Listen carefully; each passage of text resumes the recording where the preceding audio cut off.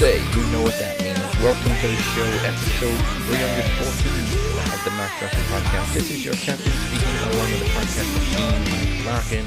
And of course, due to the current time difference, thank you very much, Daylight Savings, King Mo II will be joining us very soon. Because normally by now, we're in the second half of the show for Moses, and he's getting ready for work. Yep. Well, you also do realize today's a special day for the episode of Max. It's 3.14. It's pie. It's pie, episode pie. Episode pie. Not kitty, it's my pie. You know what it is like, too? It kind of also reminds me of Mr. Woodcock, not just because Mr. Woodcock, there was no pie. Reminds me of that snot-nosed little twerp that wanted his cheesy bread. Shut up or you won't get your cheesy bread. I want my cheesy bread. Like, shut up, I want my pie. I want my cheesy bread. Mom, Kitty's being a dildo. Well, then I know a certain kitty who's sleeping with Mommy tonight. What? Never gets old. Coming up this week, we're not discussing South Park. However, we're on the Fastlane to WrestleMania as we predicted the last pay-per-view for WWE before we get there. And I thought it was going to be the last pay-per-view on the entire road to WrestleMania, and then Impact throw another fucking one in our way. Yeah. But before we do that, it is WWE pay-per-view week, which means we get to bring back Recap the Smack and going in Raw, so we can quickly go through what's been going on right before the pay-per-view. So, in a quick rundown from Friday, let's begin with Recap the Smack.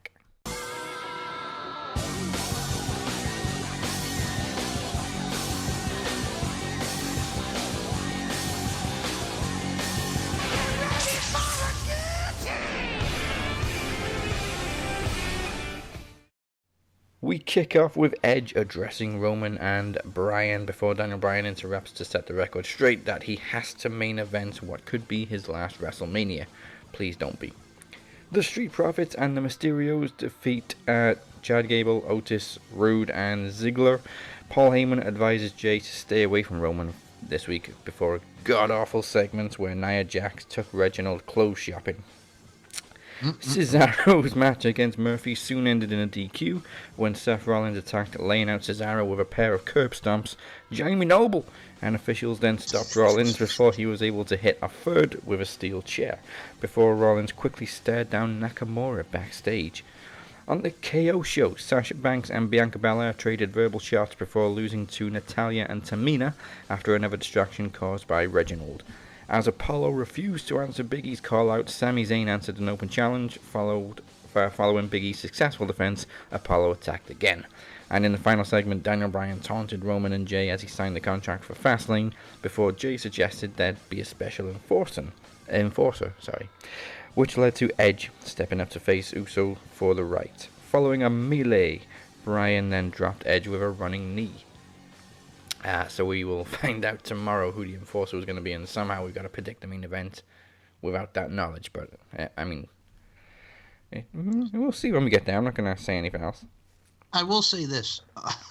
Seeing Reginald and Nia Jax go shopping reminds me of when Carmella and James Ellsworth did that thing when she was like giving James Ellsworth a more wardrobe, if you will.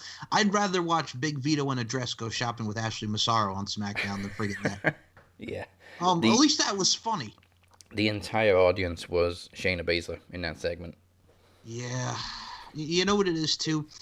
She's smooching, dare I say, she's finagling her way to some Reginald. You know what I'm saying? She's ready for the chocolate love. She's ready to do the damn thing. But when it comes to Nia Jax, that's a WLW, a whole lot of woman. And I'm not talking about World League Wrestling, Dazzy Dangerous name. I'm not talking about Harley Race's promotion. Reginald about to find out she's not like most girls. Yeah, I like your style, Dazzy Dangerly. I like your style. Okay, I take it to the max. It's one of those things where I look at it, it's like, you know what I'm saying? And the fact that we're doing Sasha and Bianca again, can't mess with it. With Apollo, as long as I don't have to hear him talk in Nigerian in the accent that he's suddenly developed, I'll be okay. But I know it's not going to be like that. Man, we got the friggin' thing where we're still continuing the stuff with the dirty dogs, and friggin' Street Profits, and we're just, you know what it is too, man? It's a retread for me. I'm looking forward to seeing Edge and Jey Uso tomorrow, but with all this that's going on Raw and SmackDown, I'm just kind of meh with the whole thing. There's stuff I like, there's stuff I don't, but as long as I don't have to see Nia and Reginald getting dressed again and buying them some clothes, I'm all right with it. You know what I'm saying? fashion Yeah. style. You know what it reminds me of? Do you remember Brian Bonsall and Blank Check? No. Okay, so Brian Bonsall, who was on Family Ties, right? Brian Bonsall was in a movie called Blank Check. He pretends to be this Macintosh cat. He gets all this money that he's accrued Ooh, off the hold internet. on. I've heard of it, but I haven't seen it. You got to watch it. There's a scene in there with that, that's what I want, where he's just going buck wild with clothes and everything in the store. He's getting everything. He's getting like a friggin' toys. He's getting like a slide. He's getting the whole entire thing. He's up to the nines, man. You know what I'm saying? Blank check. He getting that money that he accrued over the internet. Friggin', it's a great movie. If anybody's not seen Blank Check, take it out. That's something to discuss on Netflix. Wait a minute. Doesn't he get like a big castle at the end? Yes! I Yes, have he seen does. it. I have seen it. And he kisses the FBI agent, which is a little uncomfortable because he's like 10, but that's all right because she's hot, Karen Duffy. Yeah, But it's well, what- I mean, no surprise. I mean, that has been slammed by Disney Plus users now because it's super inappropriate and disturbing. Did they really slam that movie? Yep. What? Because you got to cancel. It's 2021. You got to cancel everything. You know what that reminds me of, man? Let me tell you something. I had a doctor. Oh my God. When I was a kid, right, I had to go for my epilepsy and I had stress tests, right? So I remember my doctor at the time, that's what he used to say, go, Michael, go. You must cancel everything because syncope, no laughing matter. This dude told me that epilepsy is no laughing matter. Like, I didn't already know that. That's what it reminds me of. He told me I must cancel everything. I've never heard that before in my life from a doctor, but God damn it, man, I had to cancel everything because it was that serious, which, duh, I knew that. But hell, man, having a doctor tell you must cancel everything. Holy shit. It's the things that you remember in life, man. It's the things you remember in life. But I digress now. It's one of those things I mean, it where is a little creepy. it is a little creepy. What, that the doctor told me to cancel everything? No, the scene in the movie. Oh, okay. I was about to say, wait a minute, man. You just gonna come at me and my health, bro? No. When it comes, yeah, it is a very creepy scene. But again, he's like 10, but he's kissing. I wanted to be Brian Bonsall. You know what I'm saying? He's kissing Karen Duffy. He's a beauty, cutie beauty. But again, it's weird. And I did not know that they canceled it. I mean, yes, we are in the days of cancel culture where everything is just canceled and it's ridiculous, like Grease and friggin' the Muppet Show. And I'm like, what in the world? This is the stuff that we're worried about. But I did not know Disney Plus. It doesn't have the movie on it at all, or it's just. Oh no! Disney users slammed it. Oh, Disney users, my bad. Yeah, the audience.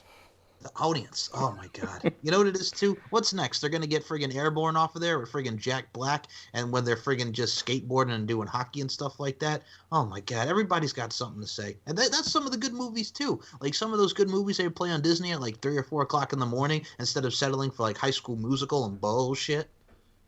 Oh, I'm sure High School Musical will want to be cancelled in like 10 years or so. They said we're all in this together. What is wrong with them? We're doing a friggin' musical. Why are they so happy? Their happiness is bothering me. I'm gonna file a complaint. There's too many people in that cafeteria. Haven't they ever heard of social distancing? Goodness gracious me. Fucking hell, man. Like, these friggin' idiots. Oh, I hate them all, man. I hate them all. Yep. This is the problem. There's only one person to cancel in cancel culture, and it was the name of an impact group, and his name is Joey Ryan. That's the only one we got to cancel. That's really cancel culture. Yeah, that's ironic, isn't it? It really... Isn't it ironic? And Alanis Morissette over here, like rain on your wedding day is what that is. Yes, isn't it funny that Joey Ryan was in a group in Impact called Cancel Culture? He gets the shit. Now we all want to cancel Joey Ryan. Creepy little bastard. And fucking Austin Aries can go with him. Ah, he's the president of cancel culture. Oh my God! I mean, who's the? Well, I don't know about Jim Cornette, but holy shit! Before we even get to Raw, Jim Cornette, Miro, Penelope Ford, Kip Sabian. Good Lord! I'll just say Jim Cornette is a piece of shit. And the thing is, too, when he was calling her Penelope Pitstop, that was actually from an old cartoon. But here's the problem. None of us have ever heard of that old cartoon. And number two, the problem is, too, it's like, I mean, he really, if you listen to the 52-minute rant that he did on the drive-thru, holy hell. He went at him, and Miro wanted to come and beat him up with Kip Sabian. Kip Sabian wanted him to die, and Penelope Ford said some shit. It was bad. It got brutal. And then Crampy Cornette continued on Twitter to the point where it's just borderline harassment. It's just, I mean, you know what? Even Cornette said, he's like, I could have been worse with what I said because, well, I'm a heel, but I didn't go that route. So he just said it on his show and just friggin' told, pretty much called Rusev a pussy and stuff like that. And I'm just like, it's great. He verbally assassinated him, but at the end of the day, it's just, it is what it is. You know what I'm saying? It's just Jim Cornette being Jim Cornette. Yeah, unfortunately. Unfortunately. Stopped being the great mind 15 years ago. Well, I mean, imagine if it was Russo going after them. Oh, I mean, bro. Bro. Russo's not half as bad as Cornette these days. No, not at all. But it's just like, with Vince Russo, everything would be bro. And the fact that he pretty much thinks that, well, he did complain about the Edge thing because he's like, if this is how they're going to go Roman and Edge, Roman should beat him quickly because, Edge, he's older and stuff like that. He wants to see Roman squash Edge. And I'm like, they're not going to do that, but all right. He's trying to make it like if this was a real shoot, bro, Roman Reigns would squash Edge, bro. Bro. So, yeah. Everybody's got something to say. Everybody's got opinions. And everybody just needs to shut the fuck up and chill out. To Raw. Okay. 10 minutes later. Now. Clearly we didn't pay attention in Sex Ed because we're going in Raw.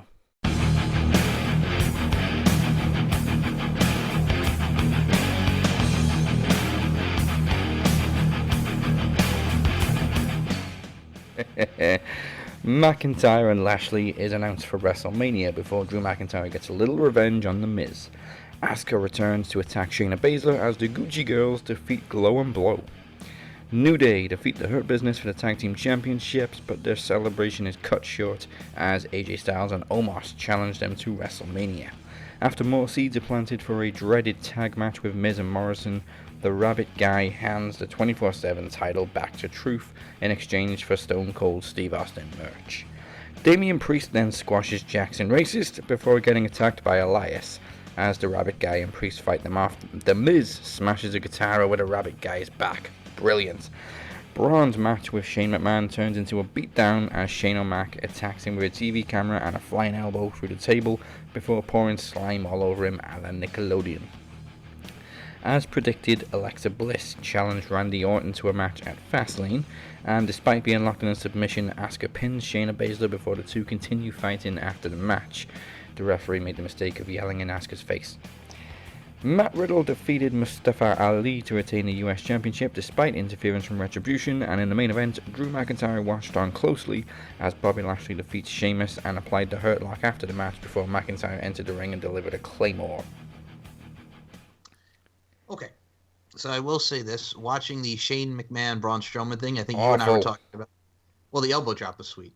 The elbow drop is sweet. That's the only good thing Shane does these days. So I will say this. As someone who has interviewed this lovely lady, I felt like I was on Figure It Out with Summer Sanders on Nickelodeon when he poured that slime over him. I was looking around for John Cena. Yes. It's slime like the is now. It's fucking Kids' Choice Awards on Raw. No, I mean, here's what's going to probably happen. I know we'll get to our predictions, but we're in a circumstance where we're going to get Braun and Shane at Fastlane. Oh, it's been pulled. What? It's been pulled. I mean, it wasn't going to happen anyway. They're obviously saving it for Mania. What do you mean it got pulled? It was on the website, and then they almost immediately pulled it. What a bunch of assholes. I didn't even know this. I was ready to predict the damn match when we got to it, but they took it off. When did they take it off? When they take it off? Yesterday. What? You know what, WWE? Fuck you. You advertise this shit and then you fucking do a flip-flop because you realize you sucked and friggin' blown it up to proportion because this match should be at WrestleMania, not a damn secondary pay-per-view on the road to WrestleMania. They fucked up. Not that we're that interested in it anyway. I mean, no, but I'm just saying the continuity, people. Continuity. The build for this match is exactly what they are literally building it on in the promos. Stupid. Yes. So I'm just waiting for stupid. him to say, which way did he go? Which way did he go? Yeah. Oh, my God. And the hopscotch was funny, though. I thought that was pretty funny. I cracked up. I'm sorry. It's little things. It's a little funny, but it's just... It's dumb. It's like, so why dumb. are we doing it? Well, dude, it came out of nowhere. It came out of nowhere. It did. Like, why are we doing this? Like, originally, Braun had issues with Shane and Adam Pearce's management, and now it's just turned into Shane thinks Braun's stupid, so he's going to keep teasing him until they have a match. What the fuck? To quote Will Ferrell and Anchorman, that escalated quickly. Yeah. Yo, I'm going to say this right now because you actually brought up a great point. Shayna Baszler finally getting that shot, rightfully so, at Asuka. And I'm going to say, like you said, I think she's going to beat her. Yeah. Finally. Shayna needs to pull away from Nia Jax. And, man, we're getting a feisty Asuka again, which is great. So these two on top of the game should have a hell of a match. I mean, they could do the thing at Fastlane where we can have Sasha and Bianca win the tag titles. So it's like Cena and Michaels when they went into WrestleMania 23 as the tag champs, but they didn't like each other. I don't see that happening. Now, here's what they could do that's bad. That we can have Nia and Shayna go against the Gucci girls.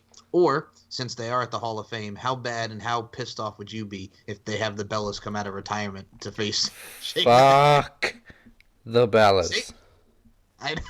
Shut the fuck up.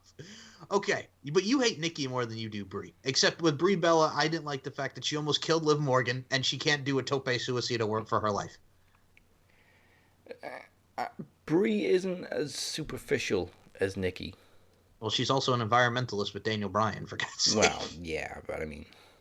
Well, Nikki the good thing about Daniel Bryan and Brie is that they're not pushy about it. Like fucking Arthur and Aries. Yeah, and... freaking Nikki Bella is just so I gotta be in the spotlight, which I hate. I revolutionized like a whole division. Oh, you didn't. Okay, well here's the thing. 4 you were minutes, the epitome of what we hated about the division. Shut up. Okay, I get it that the hashtag give Divas a chance, and they were in that match with Paige and Emma, but it's like I think the hashtag was for Paige and Emma, not the other two. Just you know what it was, and again, I don't hate them as people. I don't. I know we say the shit about Nikki Bella because it annoys us but the problem is like when they came into WWE, it was 2008. You know what I'm saying? And this was like the start. Like a year before the Divas title came into fruition, and like they weren't doing anything. They were just by the guest hosts. I mean, Brie won the Divas title, and her and Kelly, and then Nikki won it, and it's just like, they were never great wrestlers, dude. No, they were not. I mean, they were around that time, and they wanted more time for the ladies, but it's just like you had these youngins at the time named Paige and Emma. I mean, they wanted to see those girls get more time. Nobody cared about the Bellas. Nikki had a good match with Ronda Rousey, but I think that was down to it was like a Cena effect. It's a good match mainly because you want to see him lose and you're so into it because they keep teasing that she's gonna win. That's true. That's very true. I mean, out of all the matches, like her and Ronda had the great match at Evolution. I will say this, though, when it comes to Cena and all that, with John Cena, I'm going to say this because I remember watching it back in 2007, and when they started giving him that push, I'm going to say if John Cena got a pretty damn decent match out of the Great Khali, and I thought that was impossible at that time, and because I remember that run, he faced Kane, and then he was just this was before the world title run, which was the shits, but he actually got a good match out of the Great Khali. Somehow. I mean, out of all the people, John Cena. And the other thing, too, is him and Triple H, when they had that match at SummerSlam 08, it was okay. But John Cena did a better job of getting him over. And the thing, too, is I look at it from a stance, too, when it comes to Brie and Nikki Bella. Okay. The Rack Attack, I will say this. It went from, like, the shock treatment backbreaker until like then it was like a TKO. I'm like, okay, you're gonna switch up moves. I understand and call it a different name, but it goes from the shock treatment then to the friggin' TKO. Like, what in the world? Yeah, they changed a lot of names. God, it's just but we got to hear them talk, and I know you're probably gonna go to the bathroom when they do the Hall of Fame speech. I'm not watching it live, so I'll just skip over their fucking speech. You gonna make toast? I'm not gonna watch the thing live. It's gonna be on for like 8 fucking hours. It's all right. I'll be honest with you. AJ Kirsch and I talked about on the LFC podcast this week. We were happy that WrestleMania is 2 days, but the problem is we're gonna have to watch like 9 hours of the Hall of Fame. Yeah, no. That's the problem. They're not even doing that in 2 days. It's just everybody from 2020 come on, say your speech, and everybody from 2021 come on and say your speech. Yeah. Like, it's too fucking long. Why? You know what it is? Because my ass is gonna hurt sitting there from friggin' 9 hours. Well, why you gotta do 2 classes in one day? Like last year's took like 4 hours. But they want to make up for the fact of what happened last year. They want to make up for it. Well, breaking news actually in the Hall of Fame, the second inductee in the 2021 Hall of Fame. Have you heard who it is? Who? He's back. It's Eric Bischoff. Okay, that makes sense. About damn time. Yes, but when did they announce it? Yesterday or like today? Literally 10 minutes ago. Well, all right. Congratulations to Eric Bischoff. Yeah, it is about time. Now we just got to wait for Paul Heyman to get in, man. I think it'll be hilarious if Paul Heyman or Stone Cold induct Bischoff. Yes. Good morning, Moses. You just got the news. Eric Bischoff is the second inductee into the Hall of Fame. Why and what the hell? Why not? Why not? He was the GM of Raw, and he was WCW, bro. Yeah. And What do you mean, the man? moderator of the world-class debate. Yes. No, I'm not gonna like debate him. Like why? I mean, like good for him. You know, the big old thumbs up and all that jazz. But I don't know, whatever. Well, we got Molly Holly and Eric Bischoff, first two in the 2021 Hall of Fame. Yeah. All How right, many then. WCW guys have gone in? There's Old Bill. Yes. NWO are going in as part of 2020. Sting. Vader? No, is Vader in? Vader's not in, no. The Steiners. Yeah, the Steiners. Well, Scott Steiner's never going into that Hall of Fame. Well, then we got a problem there, pal. Oh, Brett. I know. Brett? Yeah, Brett. Technically, Brett. Technically, Brett. Yeah. Scott Hall, Yeah. technically.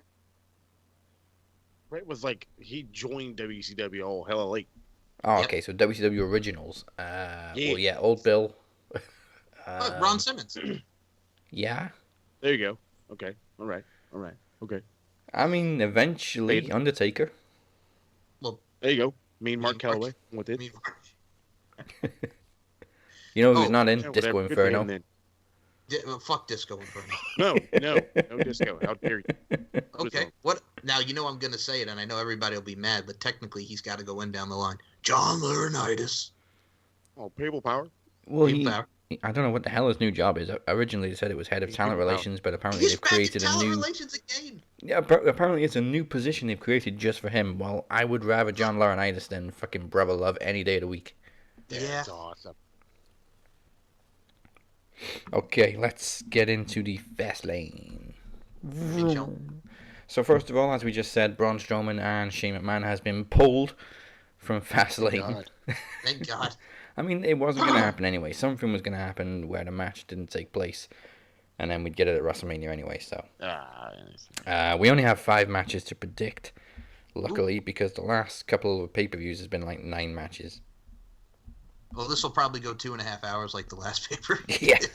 Mhm. They may even announce something new tomorrow night, but we'll see. So Oh. Well, no, wait, I was about to say Big E and Apollo Crews, but that's on the card. My fault. that is on the card, yes. Right. I don't know what's going to be on the pre-show because they haven't listed it. They've just got 5 matches. So let's kick it off with Drew McIntyre versus Sheamus. Now, they've already had a last man standing match, and this is just a singles match, which makes perfect sense. But, okay. Obviously, he's heading into WrestleMania, so he's got to look strong. So I got to say it's Drew McIntyre. Yeah, Drew. Well, we've seen both where Sheamus has pinned Drew McIntyre in the gauntlet, and we've seen McIntyre beat up Sheamus one-on-one, and we've also seen the dueling of the stairs, if you will. Put them in a stairs match like Big Show and Eric Rowan. Goodness gracious. Anyway, I digress. And what I Yo. forgot to say from Raw as well is Sheamus attacked Bobby Lashley, which never really led to anything, apart from the match later on. Whatever, man. Just whatever. We had to put a match at this main event. So, since it is the road to WrestleMania and they're making him look strong to go against Bobby Lashley, Drew McIntyre, Claymore, 1, 2, 3. Yeah. Okay. As you just said, IC title on the line. Big E defending against Apollo Crews. It would not make sense if they went through all this trouble to repackage Apollo and not give him the title. So I am picking Apollo Crews to become the new Intercontinental Champion. Minus the No accent. faith in Big E, do you? I got faith in him. I just think He sound like Vince. I don't like him. He's got big old man features. I got faith in him. I just think they've gone to all this trouble to change Apollo's accent, to give him Yeah, but when has Apollo been royal anybody? guards. Exactly. Now Well, he's got a personality. We just know it's fake. Well, he was the United Fair. States champion last year. Yeah. Not that many Yeah. people really remember. Right? I mean, that's always been his problem. Athletic as hell, 0 personality. I remember when they called him up to the main roster like so quickly. Like he was doing his thing he was feuding with Baron Corbin in NXT. Then they brought him up. He gets that lucky win over Sheamus, and then he was doing nothing. And then they put him with Titus O'Neil, and still doing nothing. And then still doing nothing. I love when they're doing nothing. Yep. You know what's funny too is like when Kurt Hawkins made his return to SmackDown in 2016, he had that brief feud with Apollo Crews, and that was Kurt Hawkins' like first win was against Apollo Crews. Yeah. Huh? I like it. The more you know. The more you know. Okay, so I'm guessing you two are going to disagree with me on this one. Go ahead, Moses. Absolutely. Like, I mean, dude, they've done this before. They've given a guy a whole brand new gimmick, flip-flopped you, turned you around, and have just continued to beat the crap out of him. Look at Mustafa Ali, or what? Mustafa? Is that what they're supposed to call him? Mustafa, That's yes. so stupid. But it's, yeah, dude. Big E is like, I don't know. Like, I feel like they want to like put him in the world title picture, but then they're like, but he's not fucking Roman, and it's like, okay, well, get the hell over it. And they're not going to, so he's gonna stay champ. Mike? I am going to say, since Apollo Crews, like you said, he's got this new gimmick. They're doing something to establish him and repackage him. You have it also a stance where like he's been losing and losing and losing and losing to Big E, and he will just not go away. You know what I'm saying? He's like a pimple on prom night. He's like a bad crab that'll make you dick itch, to quote Notorious. It's one of those things where we have a stance of Apollo Crews finally trying to go for the second title, the workhorse title that is the Intercontinental Championship. So I'm going to pick the Nation of Uha, Apollo Crews, to win. AC in the building, new Intercontinental Champion. All right. I can see him in battle raps with New Day in like 5 years when he drops the accent. Didn't he used to be Nigerian? No, that was just an experience. Didn't you used to be Nigerian? That's just wow. Okay, what Triple H said to you, did you used to be Jamaican? It's because reporters came, and Kofi has talked about the star in Talk Is Jericho. The reporters interviewed his mom, and his mom was like, "Oh, he's South African." And then Kofi was like joking with his mom, "Kayfabe, mom, kayfabe." Then they had to get rid of it. They had to get rid of it because he was like, we don't believe in kayfabe around here, bub. Yes, but yeah. Oh, well, then we got Mike Adamle saying "Jamaican me crazy, Kofi," so we did have that for a little bit. Oh boy. Yeah. Mike Adamle. Okay. I kind of hinted at my prediction for this one when I said Shayna and Nia need to break up so that Shayna can be taken seriously at WrestleMania against Asuka. So I am actually going with Sasha Banks and Bianca Belair to head into WrestleMania a la Cena Shawn Michaels as co-tag team champions.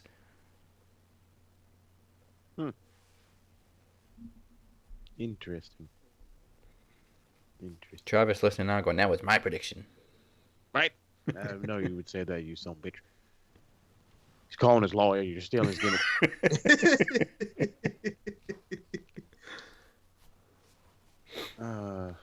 He's going to call his lawyer when we get to AEW. You know that. When we oh, talk yeah. about He's already on the phone. Goddamn, he's calling lawyer. Well, no, Mike, you start with this. I'm still like... All right, bro. I was being nice and let you go, M squared. I got your back. Here we go. So when it comes to Shayna and Nia Jax, like winning the tag team titles back, they've had nobody to freaking go against, man. The Gucci girls, Glow and Blow, hey yo. So it's one of those things where from a stance, like you said, WrestleMania 23, Shawn Michaels and John Cena, they go into the bout as tag champs, going for the WWE title as well. And then if you remember afterwards, the Hardy Boys and the Battle Royal winning the tag titles the next night on Raw. So it's one of those things where Sasha and Bianca, you know what I'm saying? They have a little thing and they win the tag titles, but I don't see them holding it that long. So I think Sasha and Bianca Belair are going to go into WrestleMania, like you said, Dazzy, so eloquently, with the tag titles. Shayna and Nia break up finally. Reginald's going to do something with a schmaz. And then we get to see Shayna go after Asuka, and Nia Jax could be in the Women's Battle Royal because fuck her. So Sasha and Bianca. Just in case people don't know, Mike, I think maybe you should explain again why we call them Glow and Blow, because I think they may think we're sexualizing Lana. Okay, so before anybody gets offended, we're not. So before anybody gets 2021, they can complain about it. Yeah, you're gonna let me say the line, man, because you'll laugh. So if anybody thinks that we're sexualizing women and wants to get offended and cancel Max Wrestling, we're not looking to do that. So anyway, glow and blow. Naomi brings the glow, feel the glow with her entrance, and Lana as a wrestler is not the best, so I say she blows. Hence, glow and blow. Love it. Not like that. Not like that, okay? And I mean, Lana is Yeah, trying. nothing to do with the lips. No, and Lana is trying, and she's not Eva Marie, but I'm just saying she's not the best technical wrestler in the world. No, she's slowly improving. Slowly improving, but she's not Eva Marie almost breaking necks and cashing checks. Or Ariana. Oh, well, I have a funny thing to say about Ariane when we promote the stuff at the end of the show. You'll laugh. So yes, I hear you. But yes, Sasha and Bianca get the win, which they would be the Boss and EST, the EST bosses. What would you call their tag team name? The Bossist. The Bossist. I like that. She's from Boston. That kind of sounds like a weird way to say Boston. The Bossist. Right? Yeah. The Boss Whip. Yeah. There you go. I whip my hair and Boss. Boss and Floss. Okay, or Boss and Floss. There's another one. Yeah. Lord have mercy. Okay, so I'm thinking about this, and I'm like, the last time I thought about a fucking tag team that should win the belts and then go on to like hold the world title as well was on fucking NXT with goddamn Dakota and Raquel. And you know what they told me? They told me, "Fuck you, bud." And I'm like, dude, this is fucking Shawn and Diesel all over again. Like, I don't understand. Like, what's so hard with this? Nope, fuck you. And it's like, okay. And so guess what? This is ran by Vince, and he's gonna say, guess what? Fuck you. This is gonna cause more heat leading into their Mania match, rather than it be like, you know, now newly bested, you know, tag teams that, you know, end up losing it on SmackDown or whatever. Because I don't fucking no. They're just not gonna do it. It's Vince is gonna be like, it's too complicated. Just get goddamn heat. You gotta get heat. Aren't you getting heat? That's all he fucking cares about is heat. Sick and tired of the heat. So If you can't take the heat, then get out of the ozone. Yep. I guess that means you say Nia, Shayna retain. Nia and Shayna retain. I mean, the only reason also we're going for it too is because they beat them in the schmozzy finish, you know, of the last pay-per-view. So that's why I'm kind of like. No, I dig that, but I really don't like see them do it. Like I said, it was as perfect as an opportunity with Raquel and Dakota. You know, you crown them champions for the first time. You can't let them hold it till like for what is it, 4 weeks? Yeah. You know, the Wednesday after Mania or the Wednesday after Takeover, they can't lose. You know, they can lose them, and you know that's when Raquel turns on Dakota, and there's a face turn. Oh, hey, I just booked for you. 100%. Yeah. It really wasn't. But it's just like, this is the stuff that fucking kills me. Well, so I mean, yeah, go ahead, man. No, go ahead. I was going to say, I don't mean to cut you off, but I'm like, the other scenario that they could do is they can have Shane and Nia retain, and then they lose it the next night to who they look like they've been pushing because they got no other tag teams, the Gucci Girls. True. Yeah. True. Down, Gucci Girls. Yes. Well, then you hated the other scenario that I put out there because like we've had Beth Phoenix and Natalya go for the tag titles. We can have the Bella Twins come out of retirement and go for. Oh, don't you dare!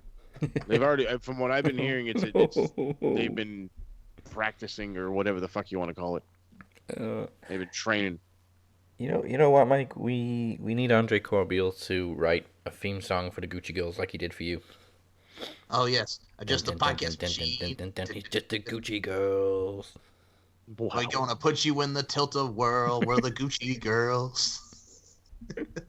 Mike's going. He's and Gucci, going. They ain't wearing nothing but you. Whoa. Yes. About it. I am too, especially Mandy Rose. Absolutely, Dana Brooke. I can rock with that too. You know what I'm saying? I've always actually felt bad for her. You know the reason why? Because I remember when they like. Hey, Batista want to tap it. Hey. Yeah, he did. I also felt bad that her husband passed away so tragically the way he did. So I've always had some sympathy for Dana Brooke. By the way, really quickly on the Hall of Fame, because we were talking about the Bellas and stuff and everybody going in. Yo, the Warrior Award, everybody's been saying it, has to go to Shad Gaspard. Yes. And I want JTG to induct him. Yes. This time, pick up your damn phone. Mm-hmm. Yeah, motherfucker. Okay, moving on. I am going to keep this one very simple. Alexa Bliss versus Randy Orton. This is the one I'm looking the most forward to. No contest.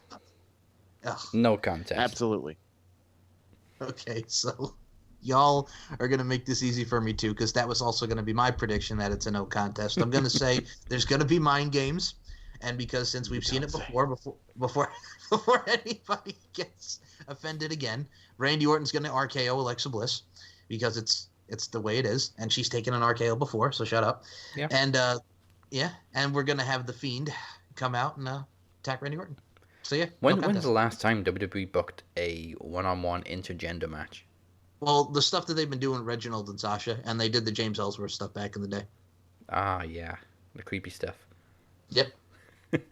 Wait a minute, didn't we get fucking Bray and Randy like 2 years ago at Mania?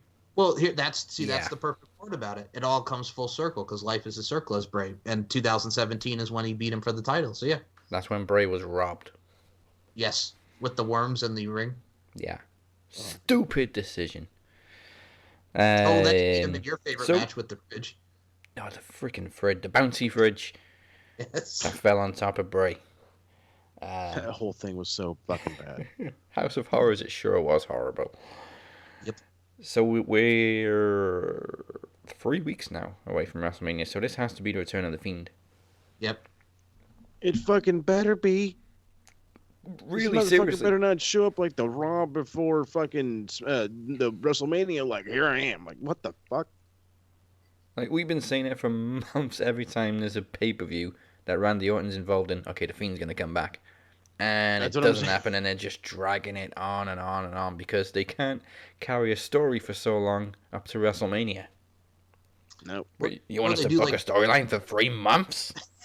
Or they could do like The Undertaker. Well, they could do like the Undertaker thing when he fought Bray at, WrestleMania 31. They could just have him just like finally answer him and then come back before WrestleMania. They could book him like the Undertaker. No, I don't want to see Randy Orton puking up black goo for 2 more weeks. I know. Just do something different, please. Yeah, please. Anything else. This is just bad. Because it was good originally, and Alexa did a great job, but now it's just the same shit every week.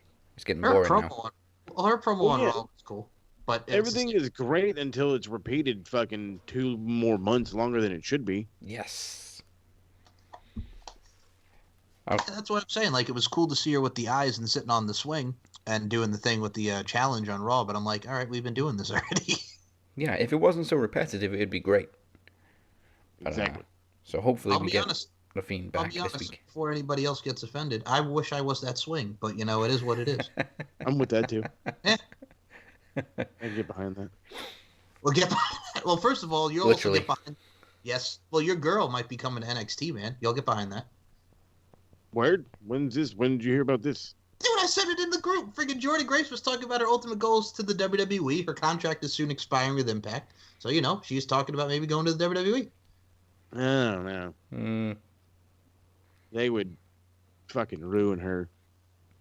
Yeah, they already probably like make her lose a bunch of weight or whatever. Like, no, you need to fucking lean up. Like, she's fine. She's gotten in great shape and all that. I don't know. I just feel like they would fucking like. What all do they do with Piper Niven? Jack shit. And then NXT UK did she get? And then I think she got hurt. So never mind. Yeah, and then COVID hit. Yeah, then she was killing it against Kaylee Ray, but then Kaylee Ray had that great match I was telling you guys with Mako Satomura, and they got her over there, but it's cool. And also they got that new Japanese chick coming to NXT, which I'm looking forward to. Who that? Yeah. Well, apparently she's faced Mako Satomura and that girl. Or whatever her name is? Yeah, that chick, yeah. Okay. She had signed, I think, like over a year ago. And they're finally using her. And yeah, they're finally using. I swear it's been over a year. Well, yeah, the same thing happened when Mike with Elena Black, who they just announced as joining NXT, and she's been on TV a couple of times. They signed her like a year ago. Yeah, and I'm happy about that. Oh yeah, I'm very happy. She's the new Paige. I'm telling you. Yeah, we've been saying that for like a year that she's the new Paige, and I'm okay. In a new way or in a bad way? In a good way. In a good way. Screw the locker room? No, not No. Before she met Xavier and gotcha. Brad Maddox. Yeah, Brad Maddox. This is not when she was a nice. When clever fella, I'll tell you that. When Paige was a nice, innocent 18-year-old. When she's not gonna have the Divas title or NXT Women's title and have jizz on it, and then everybody's gonna be uncomfortable wearing that title. Absolutely. I mean, still, I'm putting an image in your head, man. Just saying, still love you, Paige. Yeah, me too. that's great. Okay, that takes us to the main event. Now, obviously, we don't know who the Enforcer is going to be until tomorrow. Thank you very much for moving SmackDown to Fridays, Fox, you fuckers. But Fuckers. Roman Reigns defending the Universal title against Daniel Bryan. I think either way, really, Roman Reigns is still going on to defend against Edge. Yeah, I they're would not love gonna. to see Daniel go Bryan back. get another run, but just doesn't feel like the right time. They've been kind of set on Roman and Edge for months. Yeah, I feel like this is the setup match. This is the one that's going to help Roman look good going into Mania. You know what I mean? Like they don't want to end this gigantic booking or whatever what are the box office booking or whatever the fuck. Box office draw, yep. Thank you, box office draw. Because the fact is tickets are on sale. Do you really want to turn around and change the card now? We don't know the card. But you're going to take away you're going to take away probably the main event, and leagues that's the only one they've been pushing. Yeah. And tickets are on sale. I don't think they're going to do nothing. So I mean, it sucks. I would much rather see like Daniel Bryan versus Edge. I think that would be a fucking 100 times better than fucking Roman and Edge. But it's going to be the battle of the spear. Well, Yeah. here's how Are I'd like tickets to add on sale again now? Because they pulled them as well. Yeah, I have no idea. I didn't see anything. Well, I actually had to add on to Moses' point because he actually made a great point there about wanting to see Edge and Daniel Bryan. You realize that the only time that we ever got to see Edge and Daniel Bryan was in 2010 when he was the United States champion. No, I don't remember that at all. So they had a brief match when Daniel Bryan was feuding with The Miz, and he came out first to that da-da-da-da music, and I Miz love was that one. making fun of it on commentary. And then we had Daniel Bryan and Edge one-on-one. Oh, I'm about to check that one out. But Edge's first match in, 15 years, did he say? On SmackDown? Yeah, because the last time he wrestled on SmackDown was probably like 08, 09. Because then he was on Raw after that, remember? Yeah, cray. Craig. Well, that is all Fastlane. Oh, I didn't get my predictions. Oh, yeah. Well, I assumed you agreed with us with Roman. Oh, yeah, I'm going with Roman Reigns. Roman Reigns. And I was going to say Daniel Bryan's probably going to watch. They're going to put him in the Andre the Giant Memorial Battle Royal. Yeah. This is why I really hope it's not his last Why? WrestleMania, because if it wasn't for Edge, I think Daniel Bryan would have had a final send-off, winning the Rumble, going to WrestleMania, but Yeah. hopefully they can do something with him next year. So please, Daniel, stick around for another year or so. What if they make it a triple threat like WrestleMania 30? I'd be cool with it, but I think Vince is set on Roman and Edge. Well, it's a stretch, too, because when we're coming up to WrestleMania, when they're going to fight, it'll be 10 years to the day that, Edge announced his retirement. Yeah. Just give me goddamn Riddle and Daniel Bryan in the fight. I know.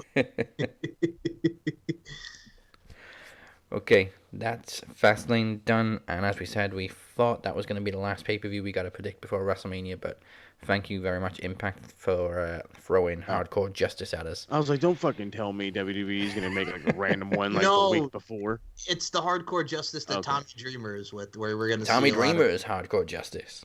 Hardcore Justice! Okay, before we get into Impact, if you're watching on YouTube, make sure you like and subscribe. If you're watching on Facebook, like and share. And whatever podcast platform you may be listening to, don't forget to follow or subscribe right now and take it to the max every single week. And make sure you visit our relaunch website, maxwrestling.net, for all your Max Wrestling information, history, stats, and facts. Yeah, buddy. There's a lot of stats and facts in there, man. It's some good shit. Good shit beyond that ish. Such good shit. And now, brace for Impact. Impact in 3, 2, 1. Needless to say, my predictions for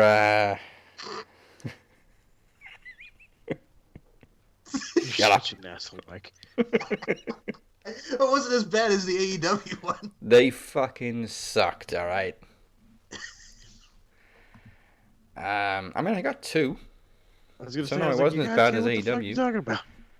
but I mean, Chad, who I think has only just recently started following Impact, wins the All right. freaking predictions title on an Impact I'm gonna pay-per-view. I'm going to say it. You know what? All right. Fuck Chad, all right?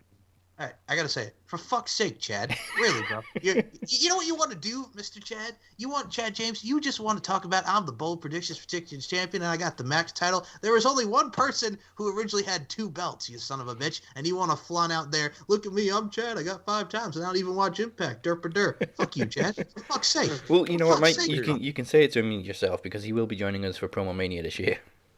Oh, why? to make some bold predictions. That's bold. That's bold. I love you, Chad. I'm only joking, bro. But well, here's the thing. I don't even want it to predict the prediction style because y'all keep getting mad at me and you don't want to see me win the title for an 8th time. Yeah, something like that. I'm just kidding. Yeah. Well, I mean, Travis and Chad are fucking catching up with you. That is true. But if I get 8 titles, y'all are going to be pissed at me again. Well, I mean, you already got the most reigns anyway, so it doesn't matter at this point. That's true. True that. Fucking Chad, for fuck's sake. So, Finn Juice are the new tag team champions. They kicked off Impact, defeating Triple XL, and then agreed to give the Good Brothers a rematch at Rebellion. Nice. Cool. Very nice.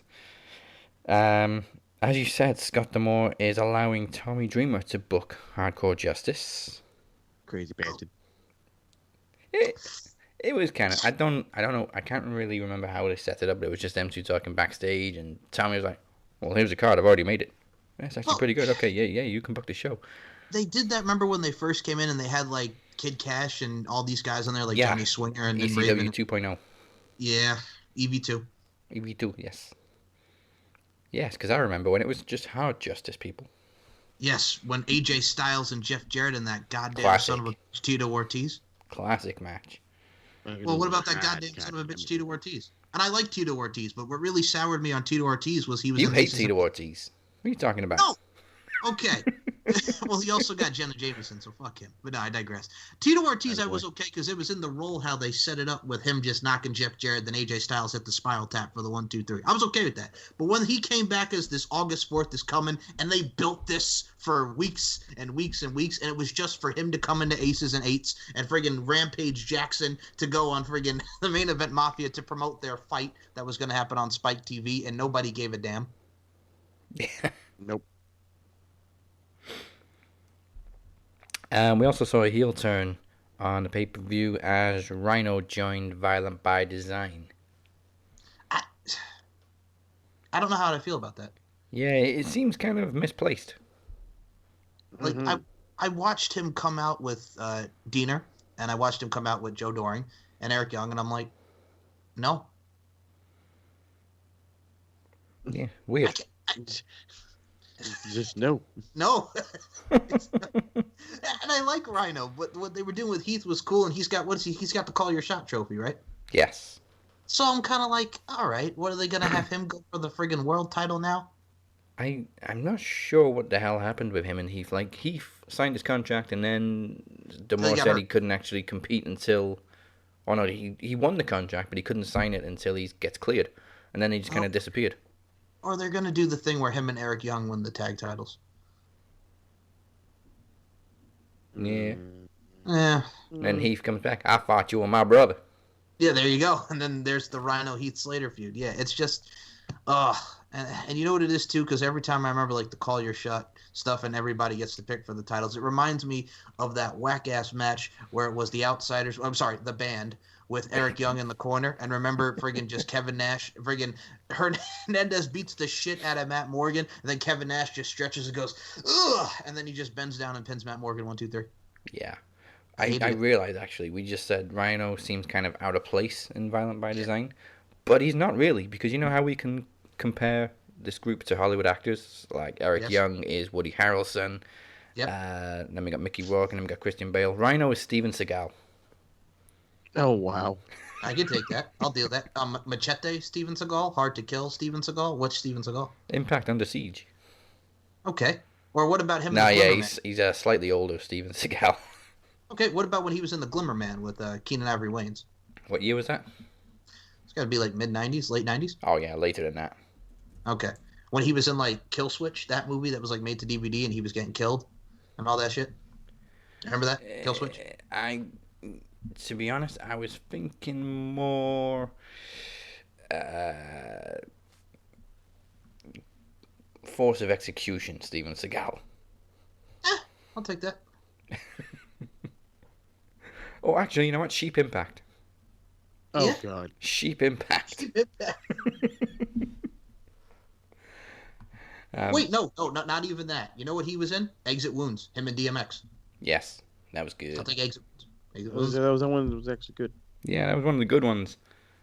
He didn't have many. It's funny though. If you look at Steven Seagal's filmography, it's just direct-to-video, direct-to-video, direct-to-video, direct-to-video, direct-to-video, limited release, direct-to-video, direct-to-video. Wait, all right, I got one. He's How a about fat guy that knows karate. Nobody cares. How about Out for Justice Impact? Hardcore Justice, Out for Justice. Yeah, okay. Can we change the name, please? Yeah. You know what? Okay, party, please.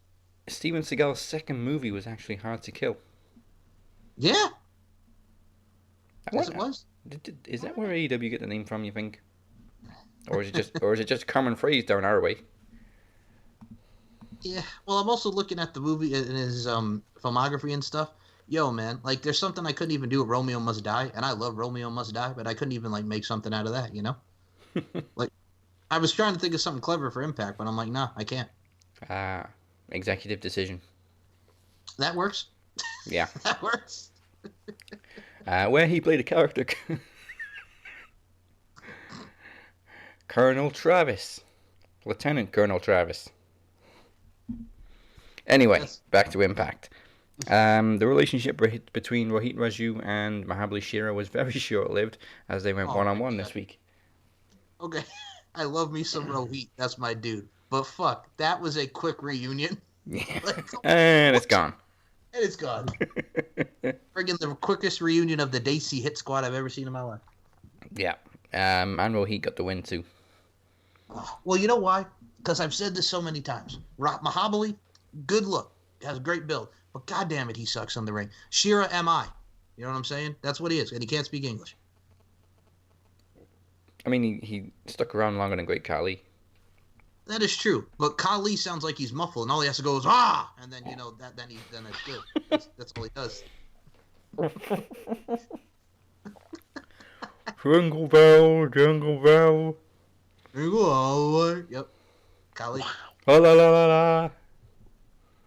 Oh boy. Oh, bring back the kiss cam, man. Bring back the kiss Yes. cam. Kali kiss cam.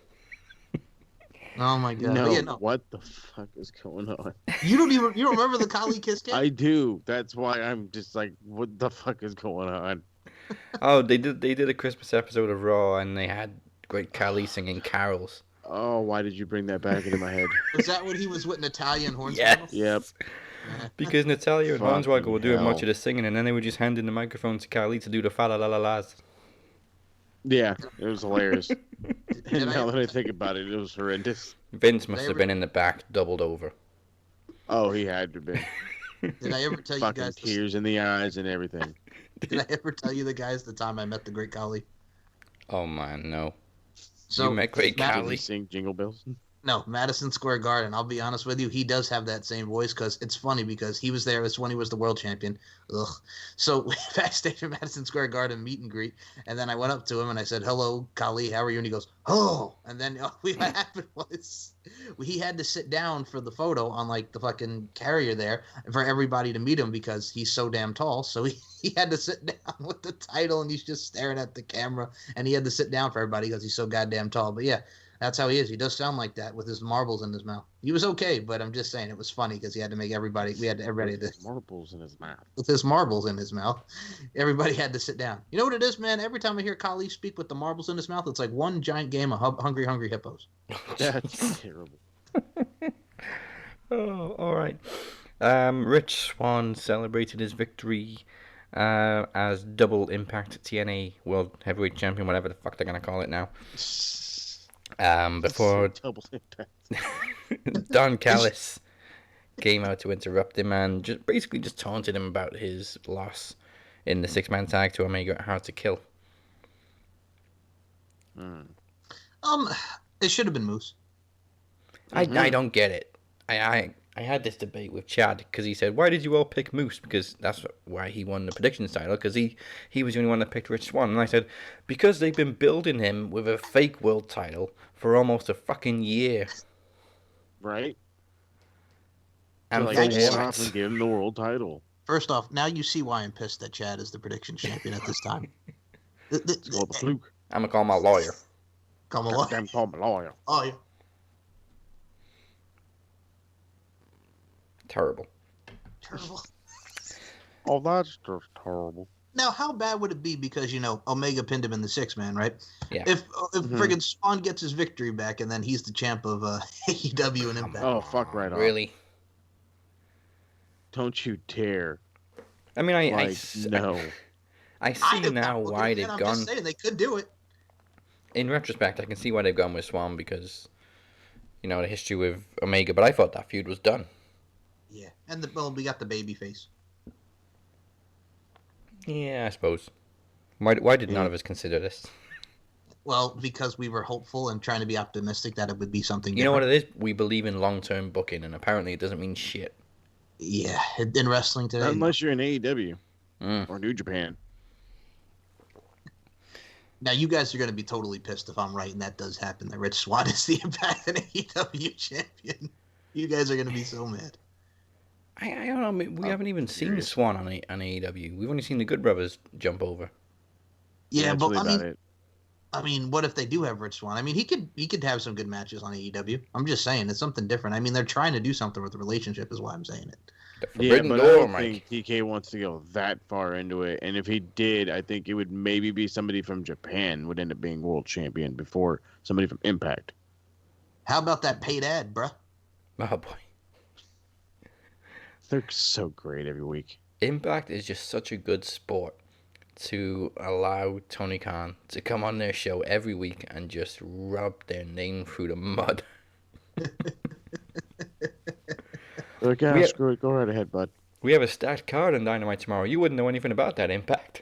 Jesus. I will say this. That pissed me off about Tony Khan. Or some people are calling him now Mr. McCon because of, you know what I'm saying here? You're going to get the match, man. Against Kenny, 9 days. It shouldn't have went down like that. And I'm just like, oh my God. Friggin' trying to have him as the authority figure, try to give him the match. And I'm like, Jesus. Dumb shit. What was that on the Evolution or whatever? No, AEW Elevation. He's like, Matt, it's not going to end like this. 9 days, you're going to get a shot at Kenny Omega. And I'm like, what the fuck is this? Whoa. I gotta watch this. Well, because he's speaking so quickly, and then he's coming out like, that's not going to end like this. And I'm like, bro. Yeah, because that was technically his first appearance in character. Oh, my on God. AEW TV. Mm-hmm. But I'm just saying, and then a lot of people are shitting over this because it's like, you don't want to be that guy who's always on TV, but here we are now. I mean, they've been going nearly 2 years, and he hasn't really been on TV, apart from Impact. Except for And the like fact, random backstage cameos where he's just standing there. Yeah. well, then everybody made fun of him. Well, that was the Kenny Omega one. Everybody made fun of him because he was wearing, like, flops. Yep. At Do it, man. least he hasn't got his daughter randomly appearing as a producer backstage or his son as a referee. Mm-hmm. Well, that's how Shane McMahon started in WWE. Exactly. too. Yes. Dumb shits. Now, I honestly did not keep track of who was in the match because it was just one of those clusterfuck matches, but Okay. Jazz tapped out Kimber Lee to win the 6-on-6 knockouts match. I'll just say Team Jordan Grace and Jazz won. I couldn't keep up either, but yes, I did know that she made a Kimberly tap out. Why are we having 12-person tags? Because Stop. Knockouts division.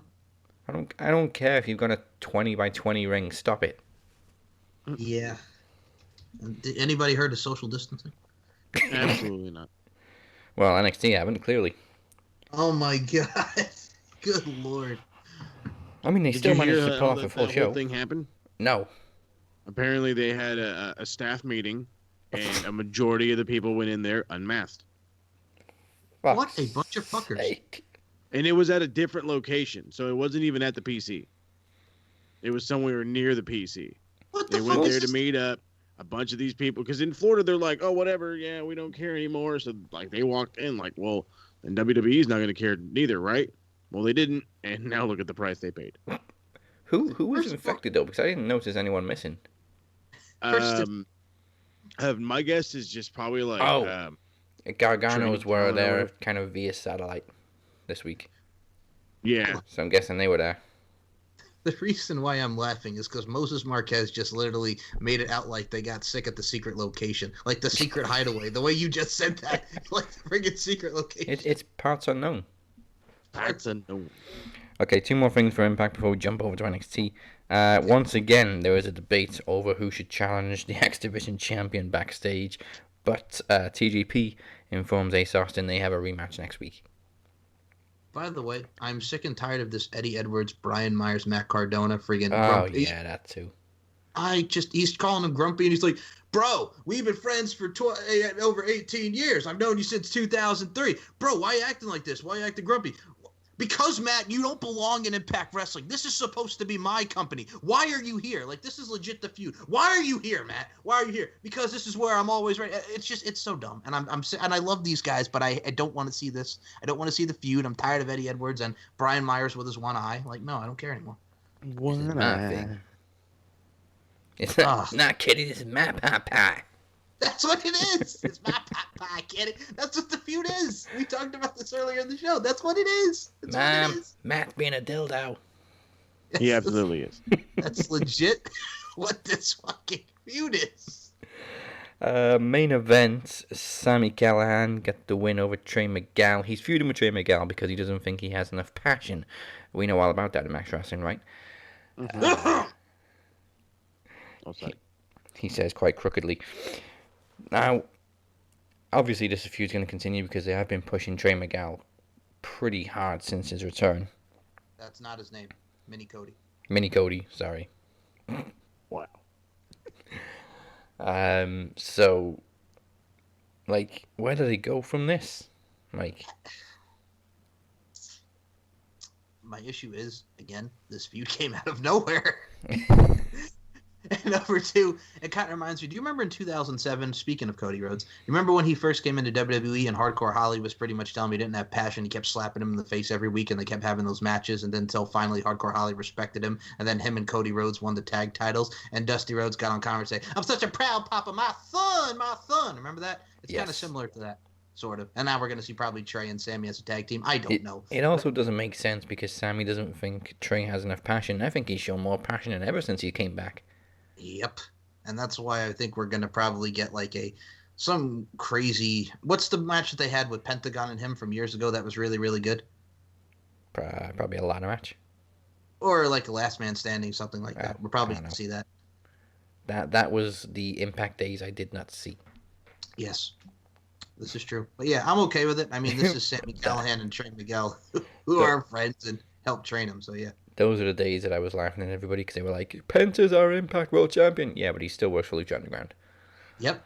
That was so true. That was very true. Okay, that is Impact. And it is now time for our favourite new segment. And it's a special one this week. This is Shit Marks Say.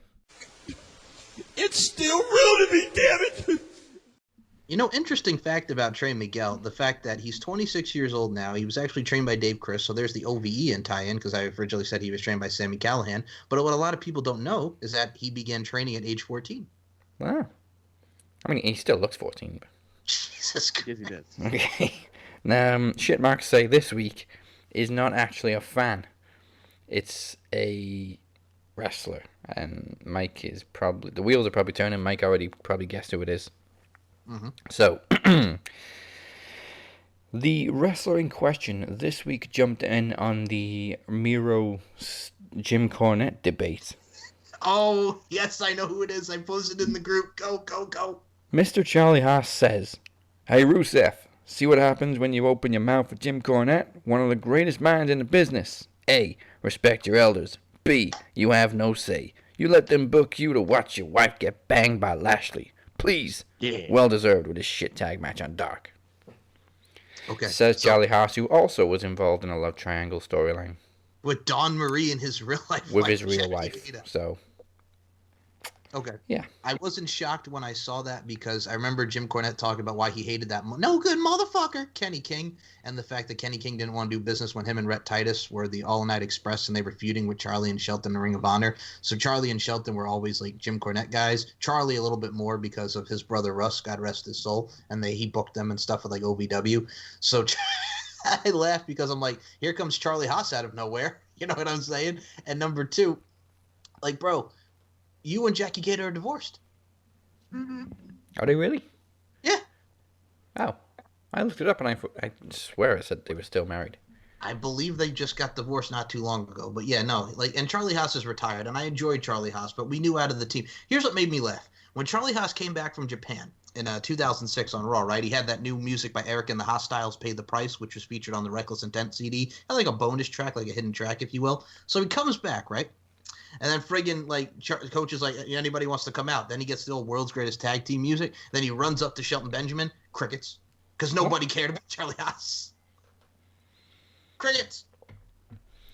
Yeah, he was great for about 2 years and then... Well, when he was at Rico, it was hilarious.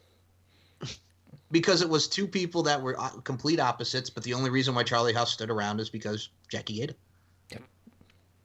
Yes, they are. They did get divorced, Dazzy Dangerously. They got so they got divorced in December of 2020. Ah, that would be around the time he resurfaced.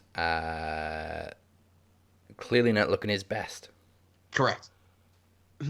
Well, he actually automatically admitted that because he was going through a time and it was depression. He was going through a divorce. So yeah, that makes sense. Well, they actually still have a nutrition store. Did you guys know that? I did. In 2008, Haas and Gator opened the Custom Muscle Nutrition and Smoothie Shop, a nutritional store in Frisco, Texas. Clearly, he doesn't use his own supply. Yeah. No. Okay. Again, poor Charlie Haas, but still, at the end of the day, he's got to stick up for his boy Jim Cornette, which he did. I know you weren't a fan of what he said. I'm not a fan of anybody who supports Jim Cornette. Cranky Cornette. There are stuff that he does say that is true, but at the end of the day, he whines too much, and it grinds my gears. You know what? He's become an asshole. He has. Mm-hmm. Well, the fact when he calls Kenny Omega Twinkle Toes McFingerbang and that whole thing, and he calls the Young Bucks Balding Buck, the whole nine there. He calls Matt and Pie Face. Did you also say he hates Kenny King? Oh, he hated Kenny King. You know. Why? Because Kenny King used to be a stripper.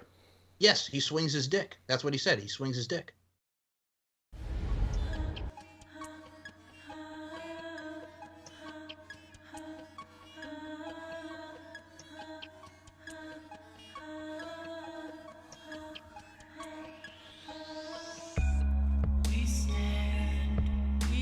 The Kingpin has returned to his kingdom with one goal in mind.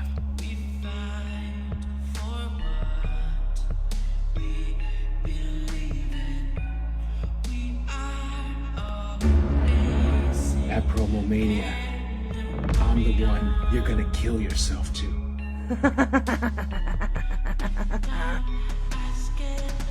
See you in hell.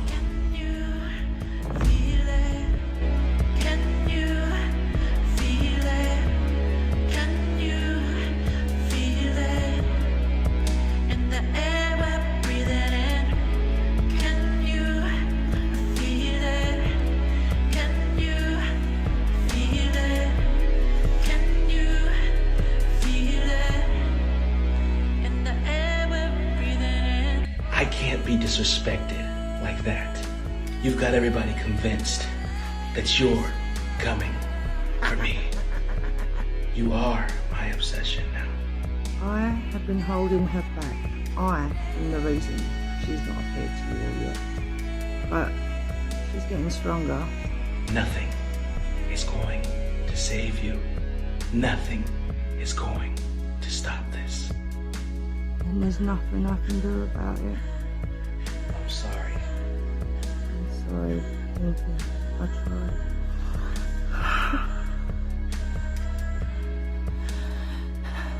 The message.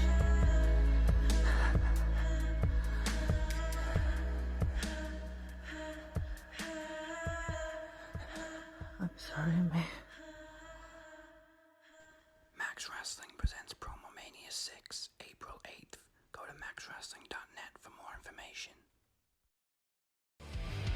What's up, everybody? This is AJ Kirsch, one half of the MLW commentary team, and you're listening to the Max Wrestling Podcast. It's time to take it to the max. Hey, everybody, it's the interview queen, Alicia Atute here, and you are currently listening to the Max Wrestling Podcast. It's time to take it to the max.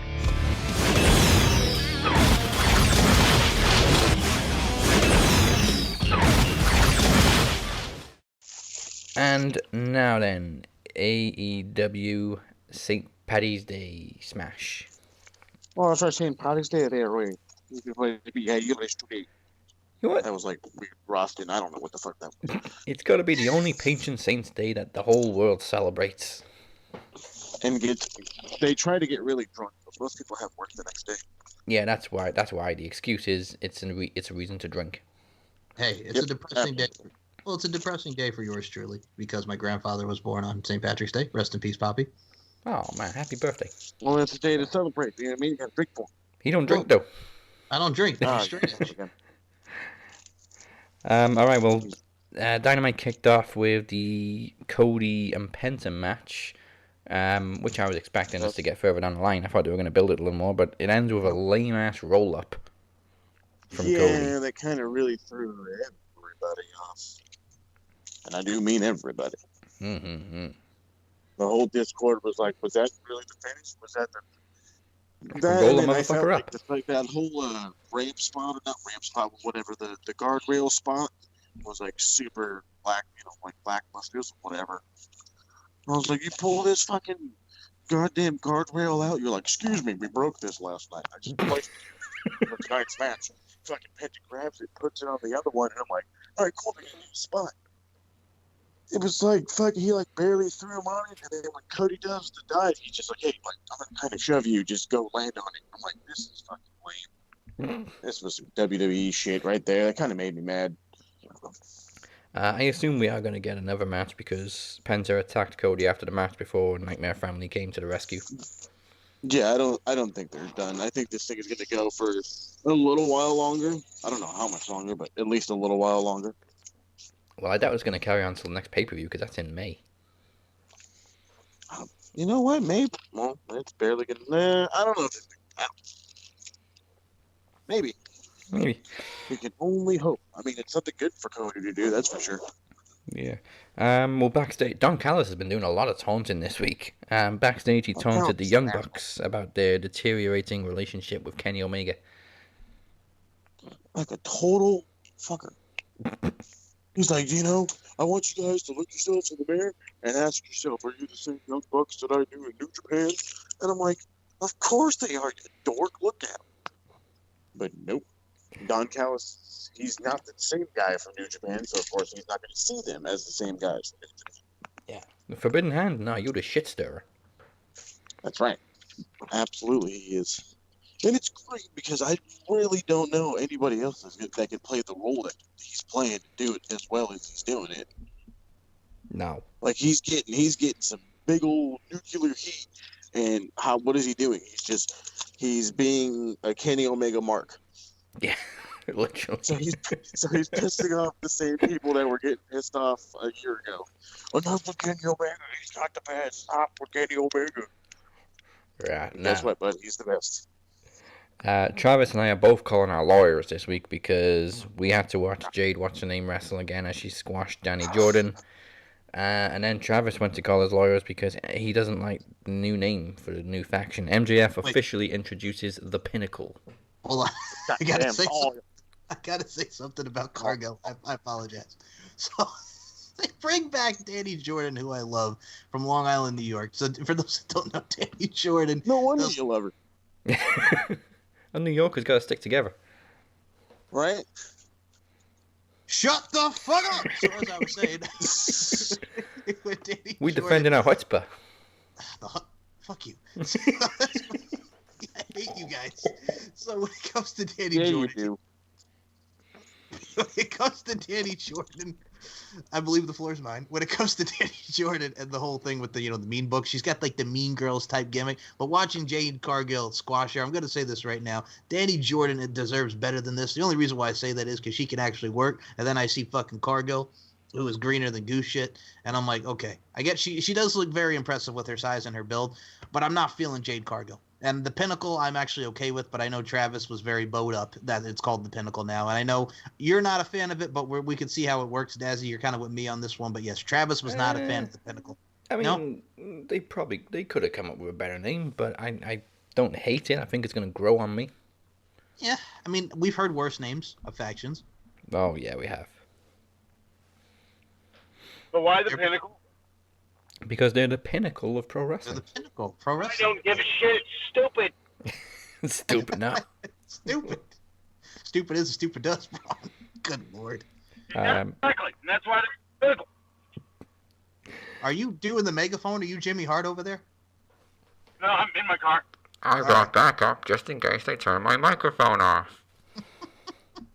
I love it. Woo! My damn CM Punk.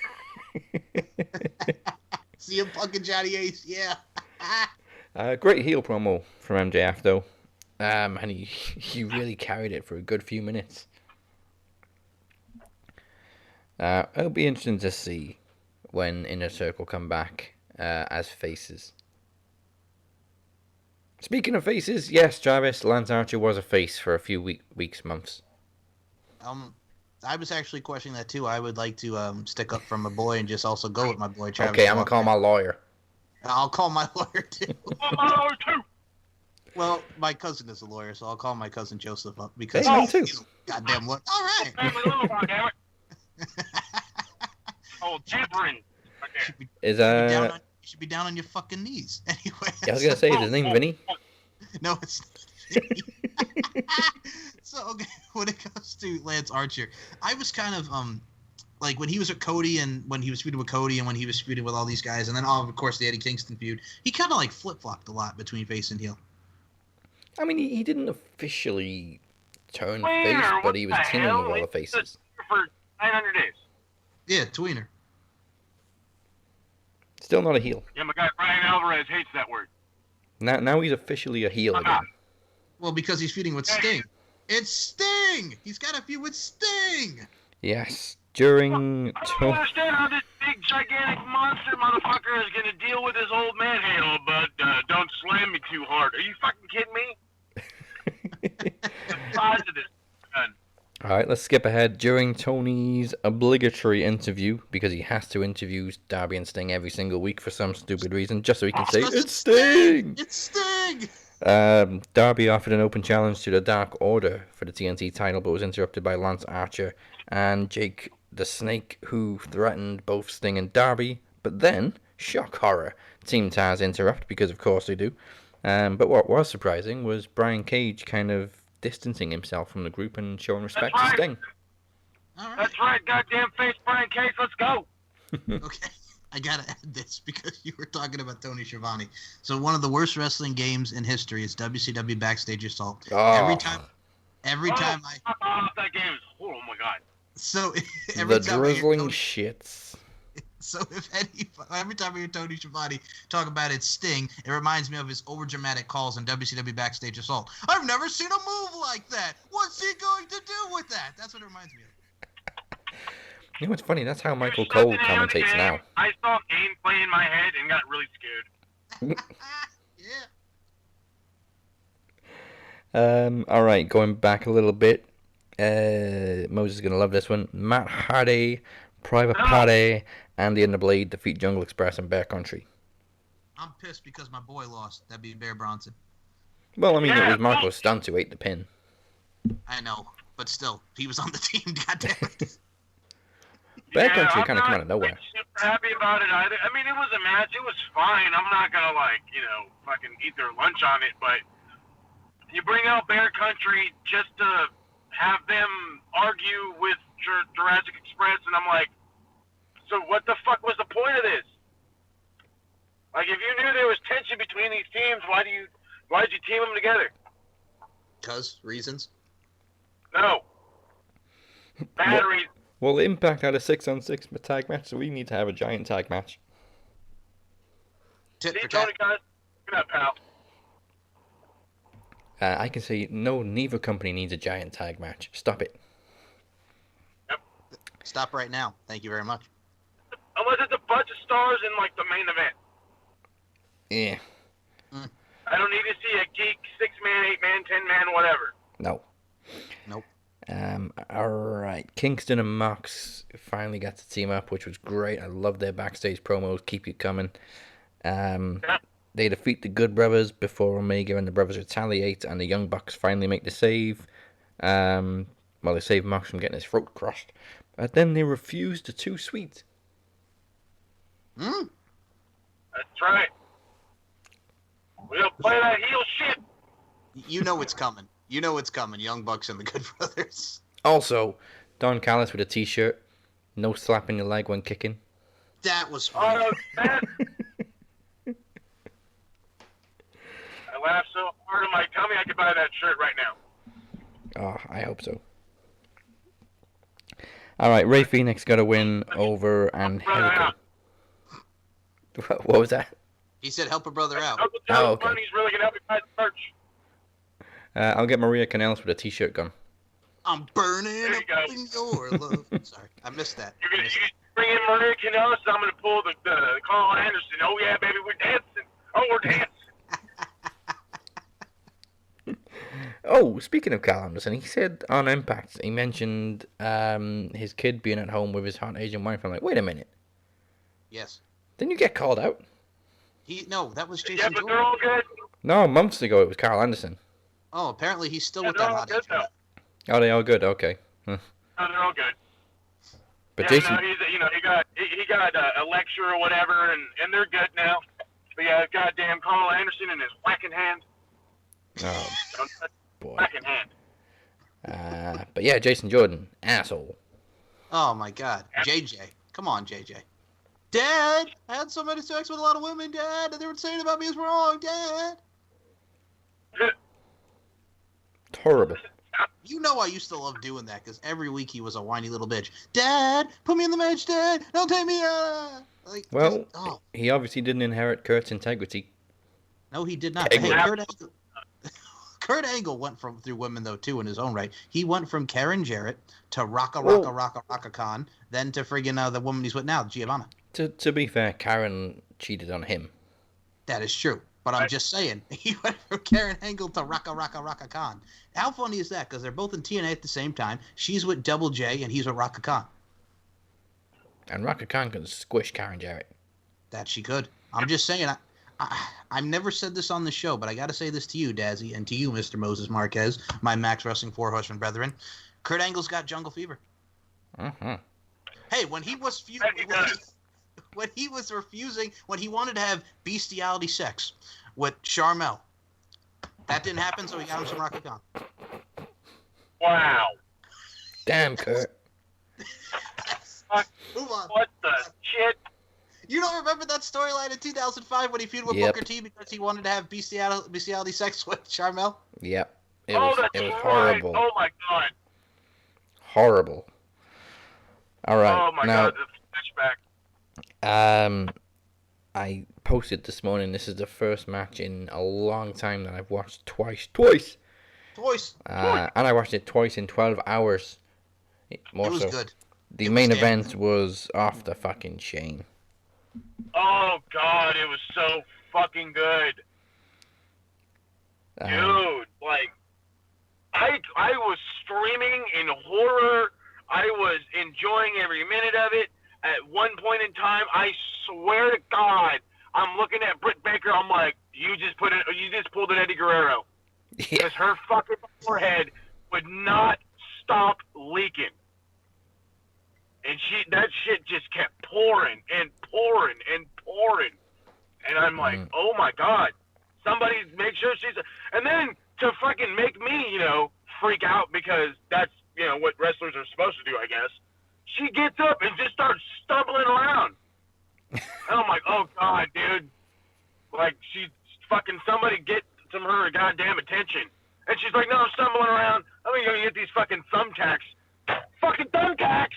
Yep. Oh, my God. You know what I love about thumbtacks? Every single time they make an appearance, the commentators always say, what's in the bag? I know. Really? Like, really? All right. Like, dude, so, this isn't an indie show. You're not gonna get like Legos in the bag. yeah, it's not like when I used to go to NYWC and they used to do the Legos for the Psycho Circus match. Yep, Moses is right with the indies. It's almost Tony. It's almost Tony Atlas in reverse. What's in the bag? What's in the bag? Yeah, put it in the bag. Okay. So what's funny about it too is, and I'll make a comparison since we do have that relationship with Impact and AEW. Daz, do you remember when Taylor Wilde fought Daphne in the first ever females Monsters Ball and Daphne took the tax? That's what it reminds me of. Oh yeah, that was after Chain 2. Yep. I mean, the match she had with Gail Kim was better, but jeez. Yeah. Oof. But yeah, I mean, I loved the Thunderstruck chant during the match. That was great. They need to do that every single week for Thunder Rosa, please.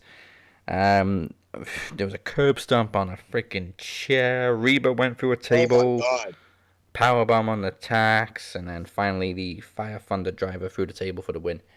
And also we got a new T-shirt out of it. Driver was gnarly. That fucking oh my God, that curb stomp. I fucking screamed. Oh my God, dude, Thunder Rosa is a fucking she's wow. Yeah. Britt Baker too, dude. She ain't no fucking slouch. Oh, Both she these took old some ladies bumps. Killed each other. Fucking killed each other. Britt Baker definitely proved in this match she ain't just a pretty face. Absolutely not. I mean, wow. She's gonna be sore today. I know Adam's done some kind of hardcore stuff, but maybe not to the degree of that. But hey, you know what I want? Teaching her something and keep it going.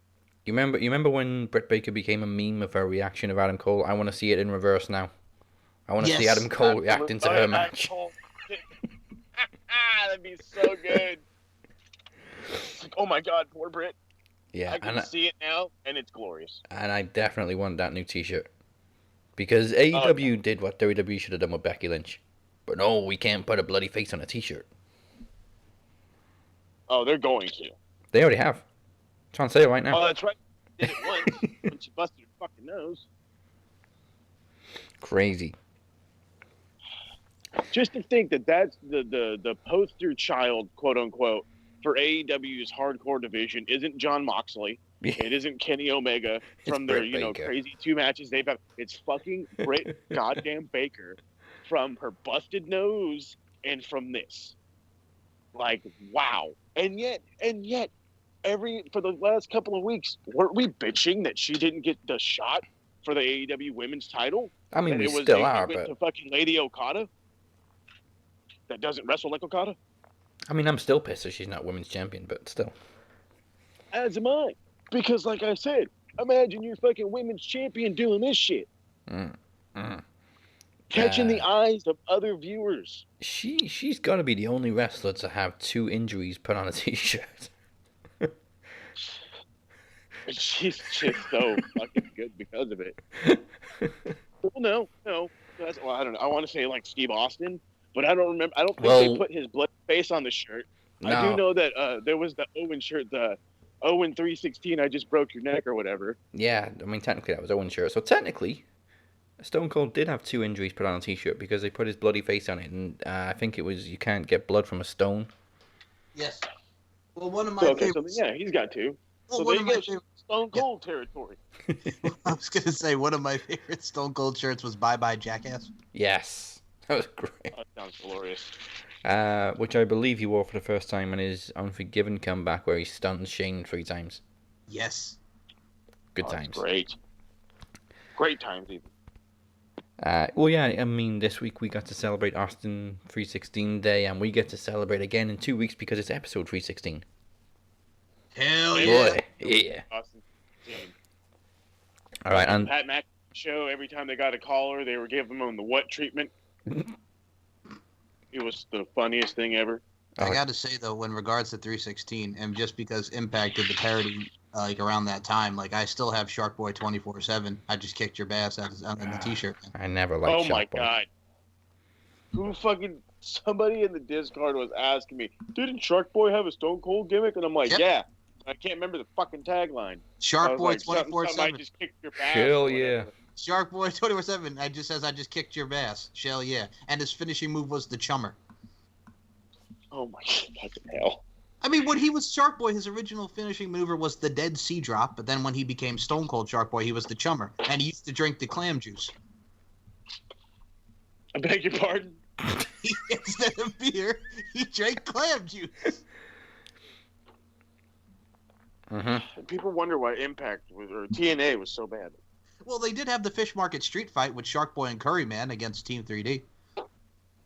Like a real fish market? Yeah, Fish Market. They had fish all over, hitting each other with basses, man, and kicking asses and hitting basses.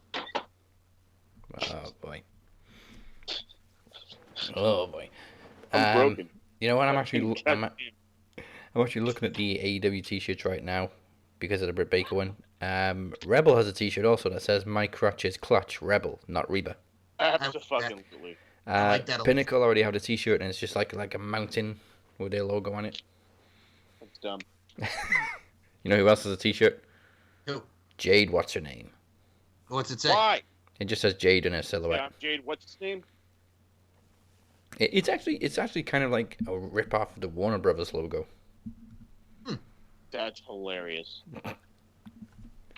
Okay, NXT kicked off with Finn Balor calling out Karrion Kross as the two trade words, but they're interrupted by Larkin and wow, Danny Burch, lads. Wow. Somebody doesn't like Danny Burch. Oh no, I just thought it was so stereotypical. I mean, that is his real accent, but it was so stereotypical London Cockney accent, innit? It just felt so surreal on NXT for somebody to come out going, lads, right, calm down, yeah?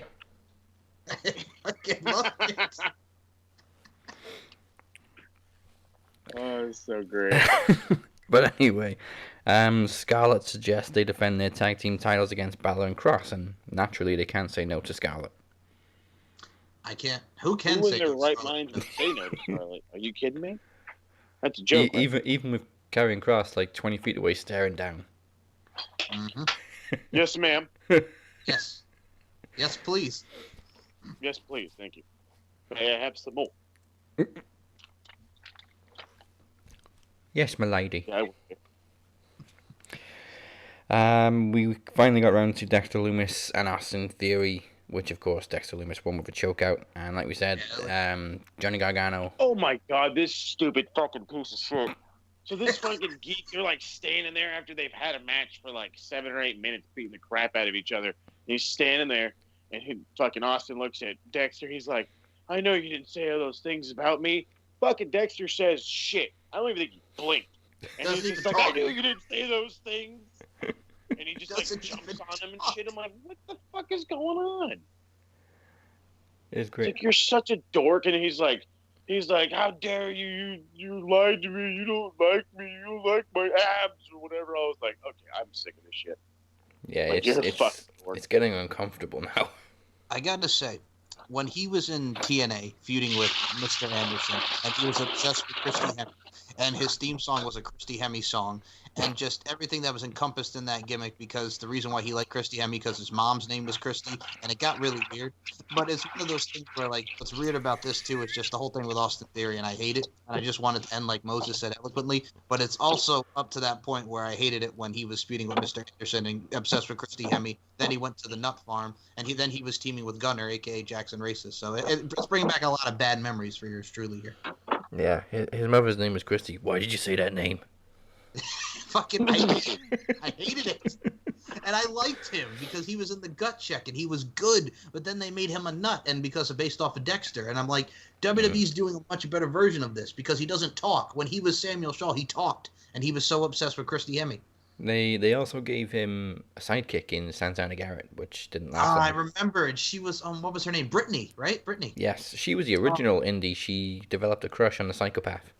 Yes, that's right. And oh god, her and how the hell is a psychopath attractive? I don't know. Well, hey, look at friggin' what's his face? Look at American Psycho. You know, Huey Lewis in the News, hip to be square, #1 on the charts. Hey, okay, well, that dude like worked in like the stock market or the, you know what I mean? Like he worked like big business. He had a bunch of money. So like, yeah, like you could trick people. But yeah, I love that movie. Phil Collins. Square. Yep, Phil Collins sang In Too Deep. Do you ever notice how on track 7 so eloquently he says those lyrics? Brings a tear of blood. Also, Dexter Lumis doesn't look like Christian Bale. That is true. True this. I gotta say, Well, Moses put a little last thing Cody about Dino, on the American other hand. Yes, Sorry. well, American Psycho also gave us the friggin' where he's doing the girls and Muscular with a Sue Studio. Oh, yeah. Yeah. You know what else it gave us, Mike? What? A sequel of Mila Kunis. You know what? I'm okay with that. Uh-huh. Does Mila Kunis. However, the sequel didn't really make sense because it was a plot twist at the end of the first one and it was all in his head. Ah, yes. So it's also kind of like the Butterfly Effect, like I told you about on when the Butterfly Effect 2 made no I sense. hated that movie the first few times I watched it. She was referring to Patrick Bateman as if he actually did that stuff, but it was all in his head, so I don't get it. You know why it was all in his head? Why? Well, two reasons. Nelly and Tim McGraw style, because he thinks about it over and over again. And the other style would be because it's all in your head. I ain't happening. I'm feeling glad I got sunshine. Gorillas, Clint Eastwood. Wow. There you go. Pop Somebody culture once reference. told me that the Gorillas was actually Weezer. And I laughed really hard. No. It's a I was conspiracy. like, what? It's a conspiracy. Like, It's all that mind Weezer control. and Gorillas in the same place? I'm like, well, no, because the Gorillas is like an animated group. Well, it's like when... It's like, but have you ever seen them in the same place? I remember that. I can see his face now intently trying to, like, convince me. Okay, so that was also around the time when Daft Punk had One More Time, We're Gonna Celebrate. Me too, but then friggin' Daft Punk breaks up. Yeah, like after like 4,800 years together. Everybody's like, "What? They break up? They're old. They're old. Nice. They're fucking. They're like one dude's probably like, I don't want to do this anymore. You get your goddamn helmet right now. Get the helmet. Sing Around the World. 8 minutes straight. Around the world, around the world, around the world. I was lucky enough to see Daft Punk just once. Really? Did you have a good time? It was great. Coachella Fest. Okay, so they've been around since 1993. So yeah, be quiet. If they want to take a break, they'll take a break. That's why I said, like, dude, leave them alone. They're fucking old, bud. Well, okay, so the one guy is 47 years old, and the other guy that was in Daft Punk is 46 years old. So yeah, they're old. Leave them alone. Well, nice segue, because speaking of breakups, Adam Cole called out Kyle O'Reilly. Clear or not, he wants him in the ring. Regal informs him O'Reilly was banned from the building, but he appears on the Tron anyway, which prompts Cole to go and find him. Which later on leads to them both getting arrested. I was supposed to say, it's like, when this motherfucker, like, in the parking lot of the PC, he's like, I was banned from the building, I was banned from the parking lot. Needless What to the hell? say, William Regal was not happy. And then he comes back, he's like, oh, the police dropped their charges. It's like an angry dad. I'm going to bloody address this next week. I love it when he gets mad. Oh, you don't want to piss off William Regal. He's just going to call war games. That's exactly what everybody was fucking, like, saying. They're like, it's gonna be, he's so mad he's just going to call war games. And I'm like, one-on-one war games? Yeah. I wonder if that's what he does with his kids. Like the Triple Cage match from from the fucking Ready to Rumble. They're like, oh, I hate that movie. Like, oh, come on. Like, Whoa, who hates Ready to Rumble? Who hates Ready to Rumble? Many people. Ah, Mark. Assholes. No, I don't know. I know a lot of non-wrestling fans that love that movie. I know a lot of wrestling fans that hate that movie. It's very underrated, but people just have to have a sense of humor. You know what I'm saying? That's all I'm saying. Yeah. I think they go in there with the notion that this happened like during the demise of WCW. Yep. Like, this is why it failed. Like, no, this is probably why it lasted another like year and a half. And plus, we get a young John Cena in the background, so there you go. Yep. Right. I wonder if William Regal deals with his kids at home when they're acting up. He just yells "War Games," and they immediately behave. He's like, Dad, I'm 30. I don't give a shit. War Games. War Games. By the way, you forgot something. What did I forget? You said Ready to Rumble. You know who's in Ready to Rumble? Sal Bandini. Want to wrestle? Besides him. Oh. Well, Disco like Inferno. half the WCW roster. Oh, Disco Inferno. You know who else is in it? Rey Mysterio without a mask on. Ah, yes. That's Mean right. Gene asking, all drunk asking, he's all, do you think I'm sexy? He's all, hell yeah, Mean Gene. I think you're sexy, Mean Gene. Thank you, Sex Major. I love that movie. Dude, you kicked an old guy in the face. Crazy son of a bitch, you're trying to kill me. Oh yeah, he's trying to kill me. I'm sorry, honey, but this is not a talent show. You're gonna have to get out. Whoa. You broke my butterfinger, baby. Oh, yeah, I was just gonna say my favorite part. You just broke my butterfinger, baby.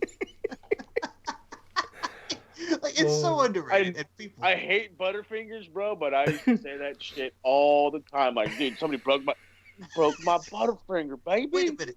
How do you hate? No, I don't give a shit. How do you hate butterfingers? I don't know. I'm a weirdo. Okay. I'm not a peanut butter guy. All right. Well, it works. All right. Well, next week we're going to get Shotzi and Ember defending the NXT Women's Tag Team titles against the Robert Stone brand. Is that Aaliyah and who's the other chick? I keep forgetting her name. I'm Robert sorry. Stone brand. Oh my god, that's gonna piss me off. Who the hell's the other girl? Paul. Oh, what's her face? Jade? No, Jessica. Jesse something. Jesse. Oh, Jessie Camilla, yeah. Jessica Mia. Thank you. I keep forgetting it because she looks so different from when she wrestled. Because now she's just kind of Aaliyah's sidekick. Yeah. Yeah, big time. But yeah, should be good. Notice how Shotzi and Ember got to have a week off defending the titles while Dakota and Raquel had to lose them on the same freaking night. Right? Somebody pointed out the fact that, like, in a day, like, Titus O'Neil lost the title in a day and somebody else lost it. It's like they're in that group of losing the title in one day. ECW title, Kane, WrestleMania. Yeah. Chavo Guerrero. Fucking 8 seconds. Poor Chavo. All right. Legado defeated Breezango before the return of Finn Balor light. Okay, I like Jordan Devlin, but I don't like Jordan Devlin, and you know why I don't like Jordan Devlin? Yes. Legal reasons. Legal reasons. But it's still going to be a good match with him and Santos Escobar. Yeah. He brought his own cruiserweight title to confront Santos, and Escobar offered to settle the debate at TakeOver before Devlin attacks. That headbutt was sweet. Yeah. Of course it was sweet. He got a big damn head. Mm-hmm. Yeah, that thing's gigantic. I mean, without being I say without being disrespectful, but it's going to be disrespectful anyway. When he plays big head mode on 2K, it's just the same. It's just his regular head. Yes. That's not disrespectful. That's just funny. And if you don't like it, cancel. Yeah. Hashtag cancel Max Wrestling. Cancel Max Wrestling. Yes. Because we're all graphics, no charisma. Oh, yeah. Now, speaking of Dakota Kai, she gets a win over Zoe Stark. Before Io Shirai walked out and walked past Dakota, shoving a contract at Raquel and demanding her to sign it to face her. Yeah, you sign up. I want to fight you. Never piss off an angry Japanese woman. Oh, and also never disrespect Dakota Kai like that. Put some respect on her name. Yeah, well, I told you why they're doing the Raquel thing now, because she pinned her in War Games, so now we're going to get the title bout at TakeOver. Yeah, and they're teasing tension between Dakota and Raquel. I mean, they're not teasing it, but you can see it building. Like, Dakota's going to get jealous. Yeah. Mm-hmm. I'm just going to say this right now, from where Raquel was when she was Reina Gonzalez and the Mae Young Classic and all that stuff, she's improved leaps and bounds. Yeah. Agreed. Working a style that works for her. Mm-hmm. But so is Dakota. Where's the damn title? I know, man. It's always going to come back to Dakota and the fact that she's been busting her butt for years and years and years. She finally gets the tag title and loses it in the same And it's gone. And it's gone. Bastards. Oh, yeah. Good old South Park. And gone. I tell you what we are going to get, though, by the looks of it, is Tommaso Ciampa and Walter. I cannot wait. Oh. Yes, sir. Please and thank you. I'll take seconds on that. Sorry, Ciampa the Grey. That's fine. Ciampa the Grey. Okay. Like, it was great to see Marcel Bartel and Eichner and them just beating him down and then the powerbomb. I'll be honest, I kind of prefer this. Remember when we were originally, before the pandemic and everything hit, we were going to get Skinny Finny and Walter? I'm actually looking more forward to him and Ciampa. Yeah. Yeah. Well, yeah, Champ has kind of been low radar past few months, so he needs a good, solid one-on-one feud. And we know Walter is not losing the UK title. No. I mean, he had 6 months with it for free. Yeah, well, they had him beat Dragunov, and I think there's still unfinished business with Dragunov. Well, I mean, obviously, Ciampa doesn't want the UK title. Well, who knows? Maybe they can have it defended on the thing to show some prestige to the UK title. I guess. Or as my mom likes to call Ilya Dragunov, Strovanov, because of the... Yeah, it's funny. Again, my mom has a weird sense of humor. Anyway, I digress. Go ahead.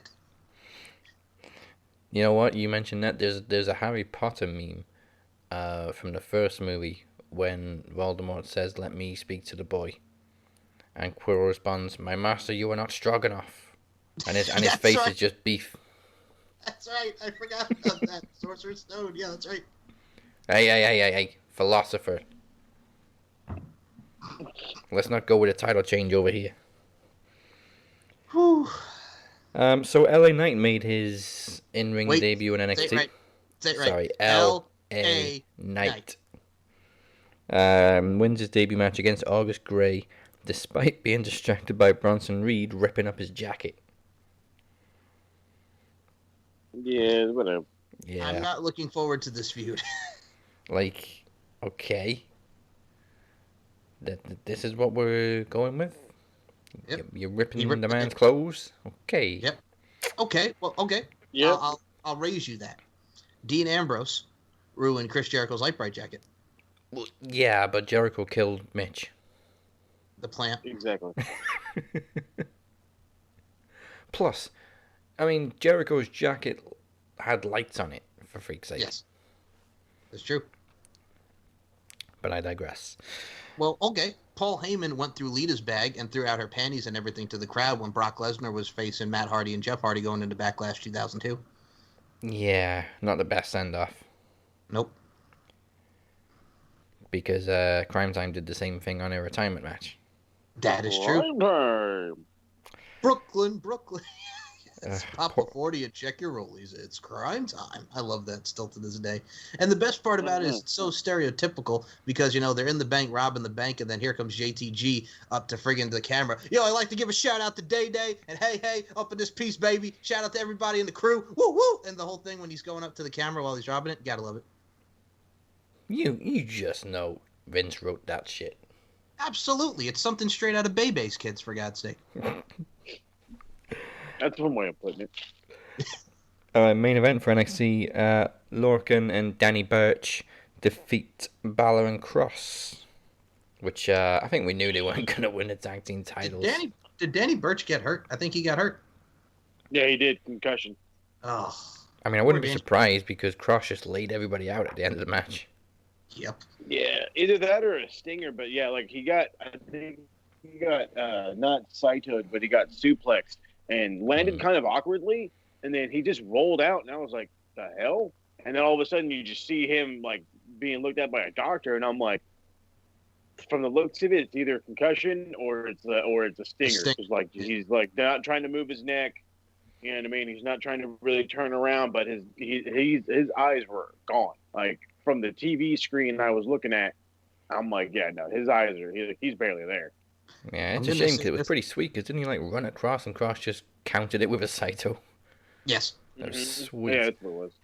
Probably one of the most underrated stingers. I don't know if you guys remember this, but Daz, do you remember when Lance Cade and Trevor Murdoch made their debut in 2005 on Raw? Yes. Okay, so they wrestled the Hurricane and Rosie for the tag titles at Unforgiven 2005, and Trevor Murdoch gave this sweet DDT to Hurricane, and Hurricane got a stinger in that match because he took it on the floor. Yeah. You remember that? Kind of. You remember the stinger that he got, man? When Lance Cade and Trevor Murdoch, you said that real pretty. We're going to make them squeal like a pig. Remember that? I definitely remember one of them getting injured. Okay. Fair enough. Alright, well, that's all of NXT. And we are now 20 days away from Promomania 6. The biggest Max Wrestling show of the year. Is it 20 or 27? I've lost count. But anyway, it's in 3 weeks.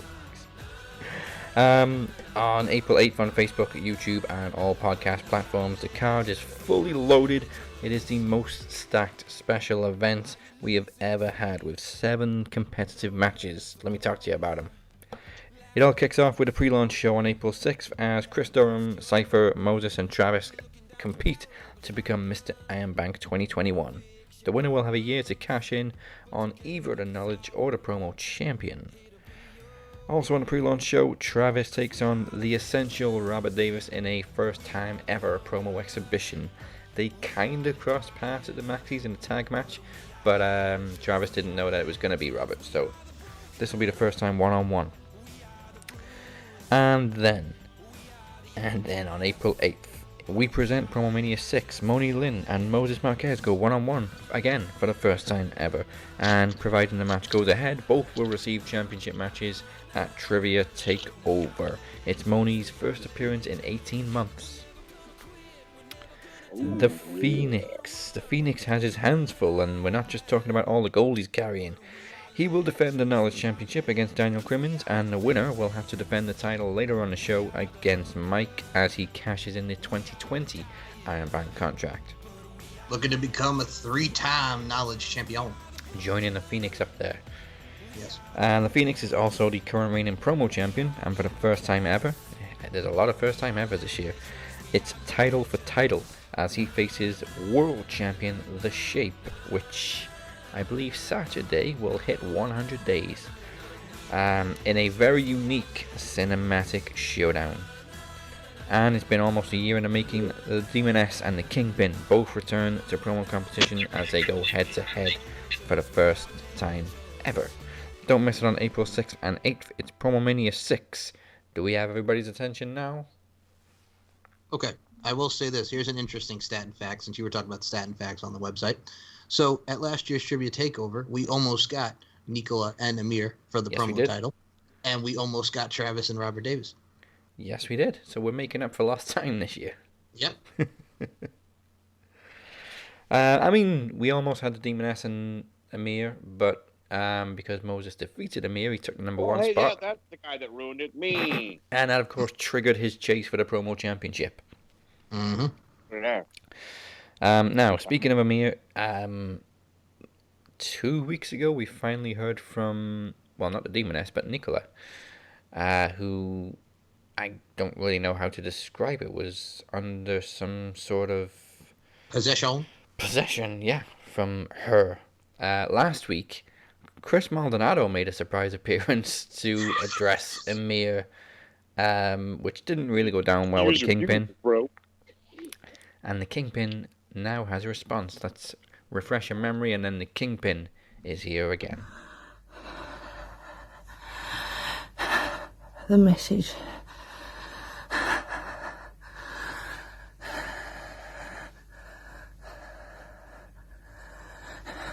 I'm sorry, man. Should have laid low, man. Should have stayed away. Kingpin.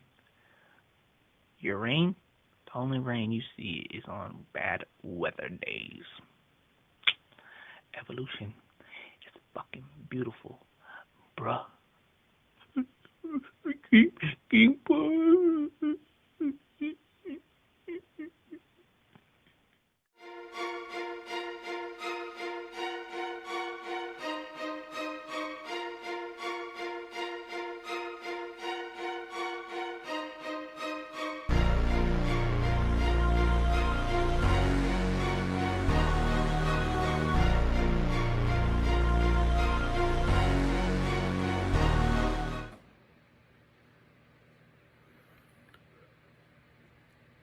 I'm here to address Chris Maldonado, who thinks that it's acceptable to make a video mocking me, a man who is stressed out. Because yes, in an effort to save my best friend, Nicola McDonald, I agreed to battle a demon, an entity that I can't even see, a thing I don't even know what it's capable of. And Chris thinks that that's a joke? I'm glad that you find my misery to be something funny.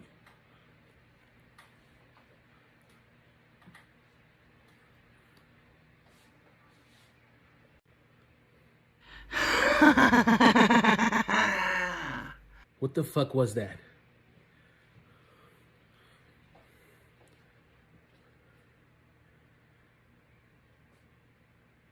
Where the fuck are you? What do you think you're doing? I warned you, Kingpin, that I would hurt her, but I couldn't kill her because I wouldn't be here. But I made the Nicola suffer. What the fuck did you do to her? Where is she? The Nicola I made suffer slowly. She knew what was coming, and I will harm her more if that is what it takes. Her end will come too. I'm gonna fucking kill you. I am gonna fucking destroy you. I'm coming for you, Kingpin. Then come out. Stop acting like a goddamn coward. What the fuck? What the fuck? Who are you? Show your face. God damn it.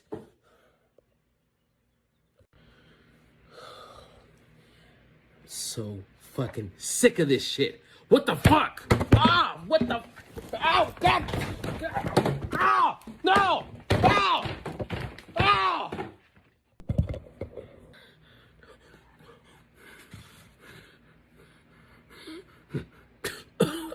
See you soon, mortal. Fuck you.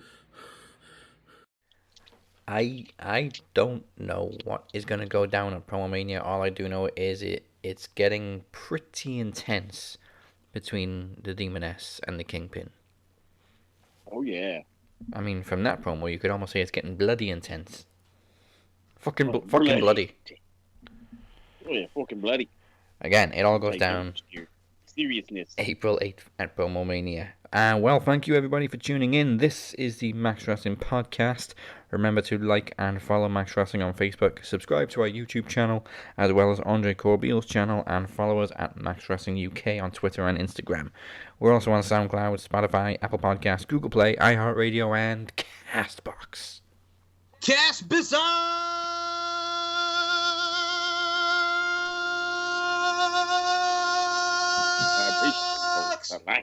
And special events on Anchor.fm. And above all, go check us out at maxwrestling.net.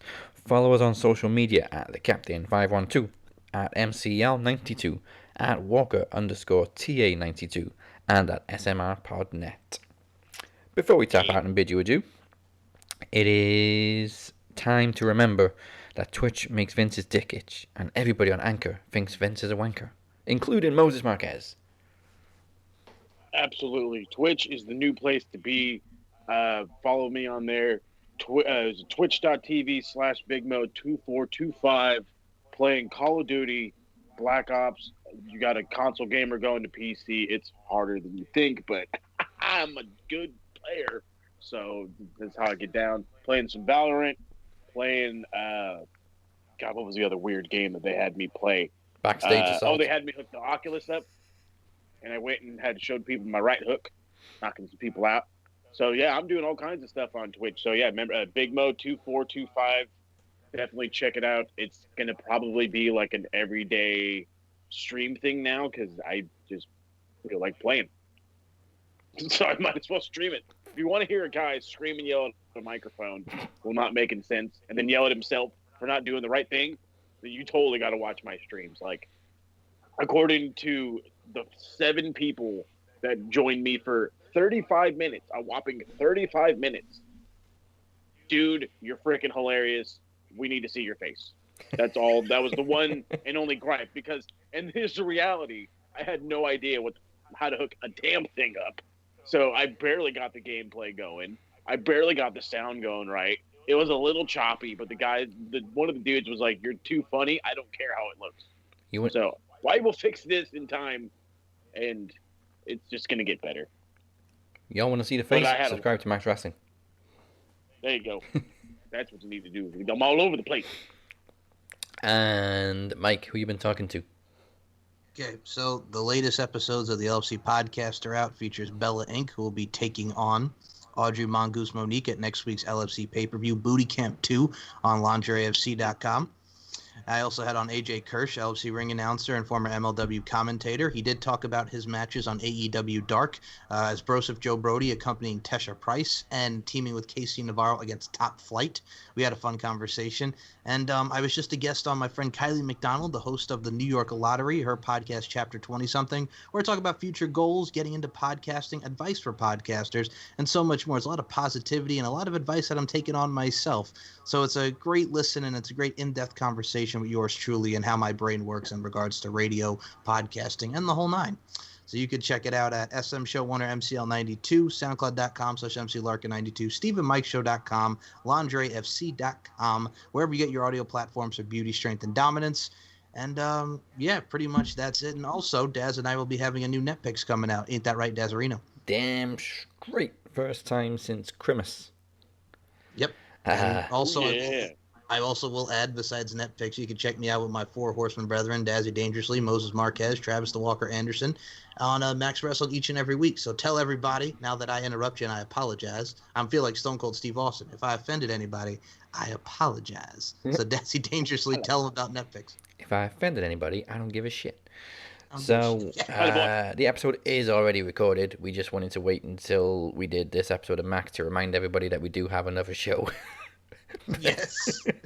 So the new episode of Netpicks will be available this weekend. It is on remakes and originals. Part one. We decided to do a part 2 for the next episode. So this is part 1 of originals versus remakes. We get mad a lot in this one, though. We do get mad because we're angry young men. Yeah, not 12 angry men, just 2. Just 2. Also, you can follow that at NetPixPod on Twitter. And of course, you can check out previous episodes right now on our YouTube channel. It's youtube.com/MaxWrestling because it's easier to put it all on one channel. Of course, and of course, Andre Corbeil with Wrestling. You can check it out there as well. Yes. And join us next week for our 6th anniversary show. You get to see the captain in promo action on a regular episode of Max Wrestling. With an exhibition against Daniel Crimmins. And also next week, I'm going to share with you all my favorite ever audio promo from the early days of Max Wrestling. Oh, yeah. I ain't telling you what it is yet, but I'll be sharing it next week in full. And that's the bottom line. Goodbye. Mwah, and good night. Bang. Happy birthday, Dad. In 3 weeks, Space Mountain comes to you. I see you, DC.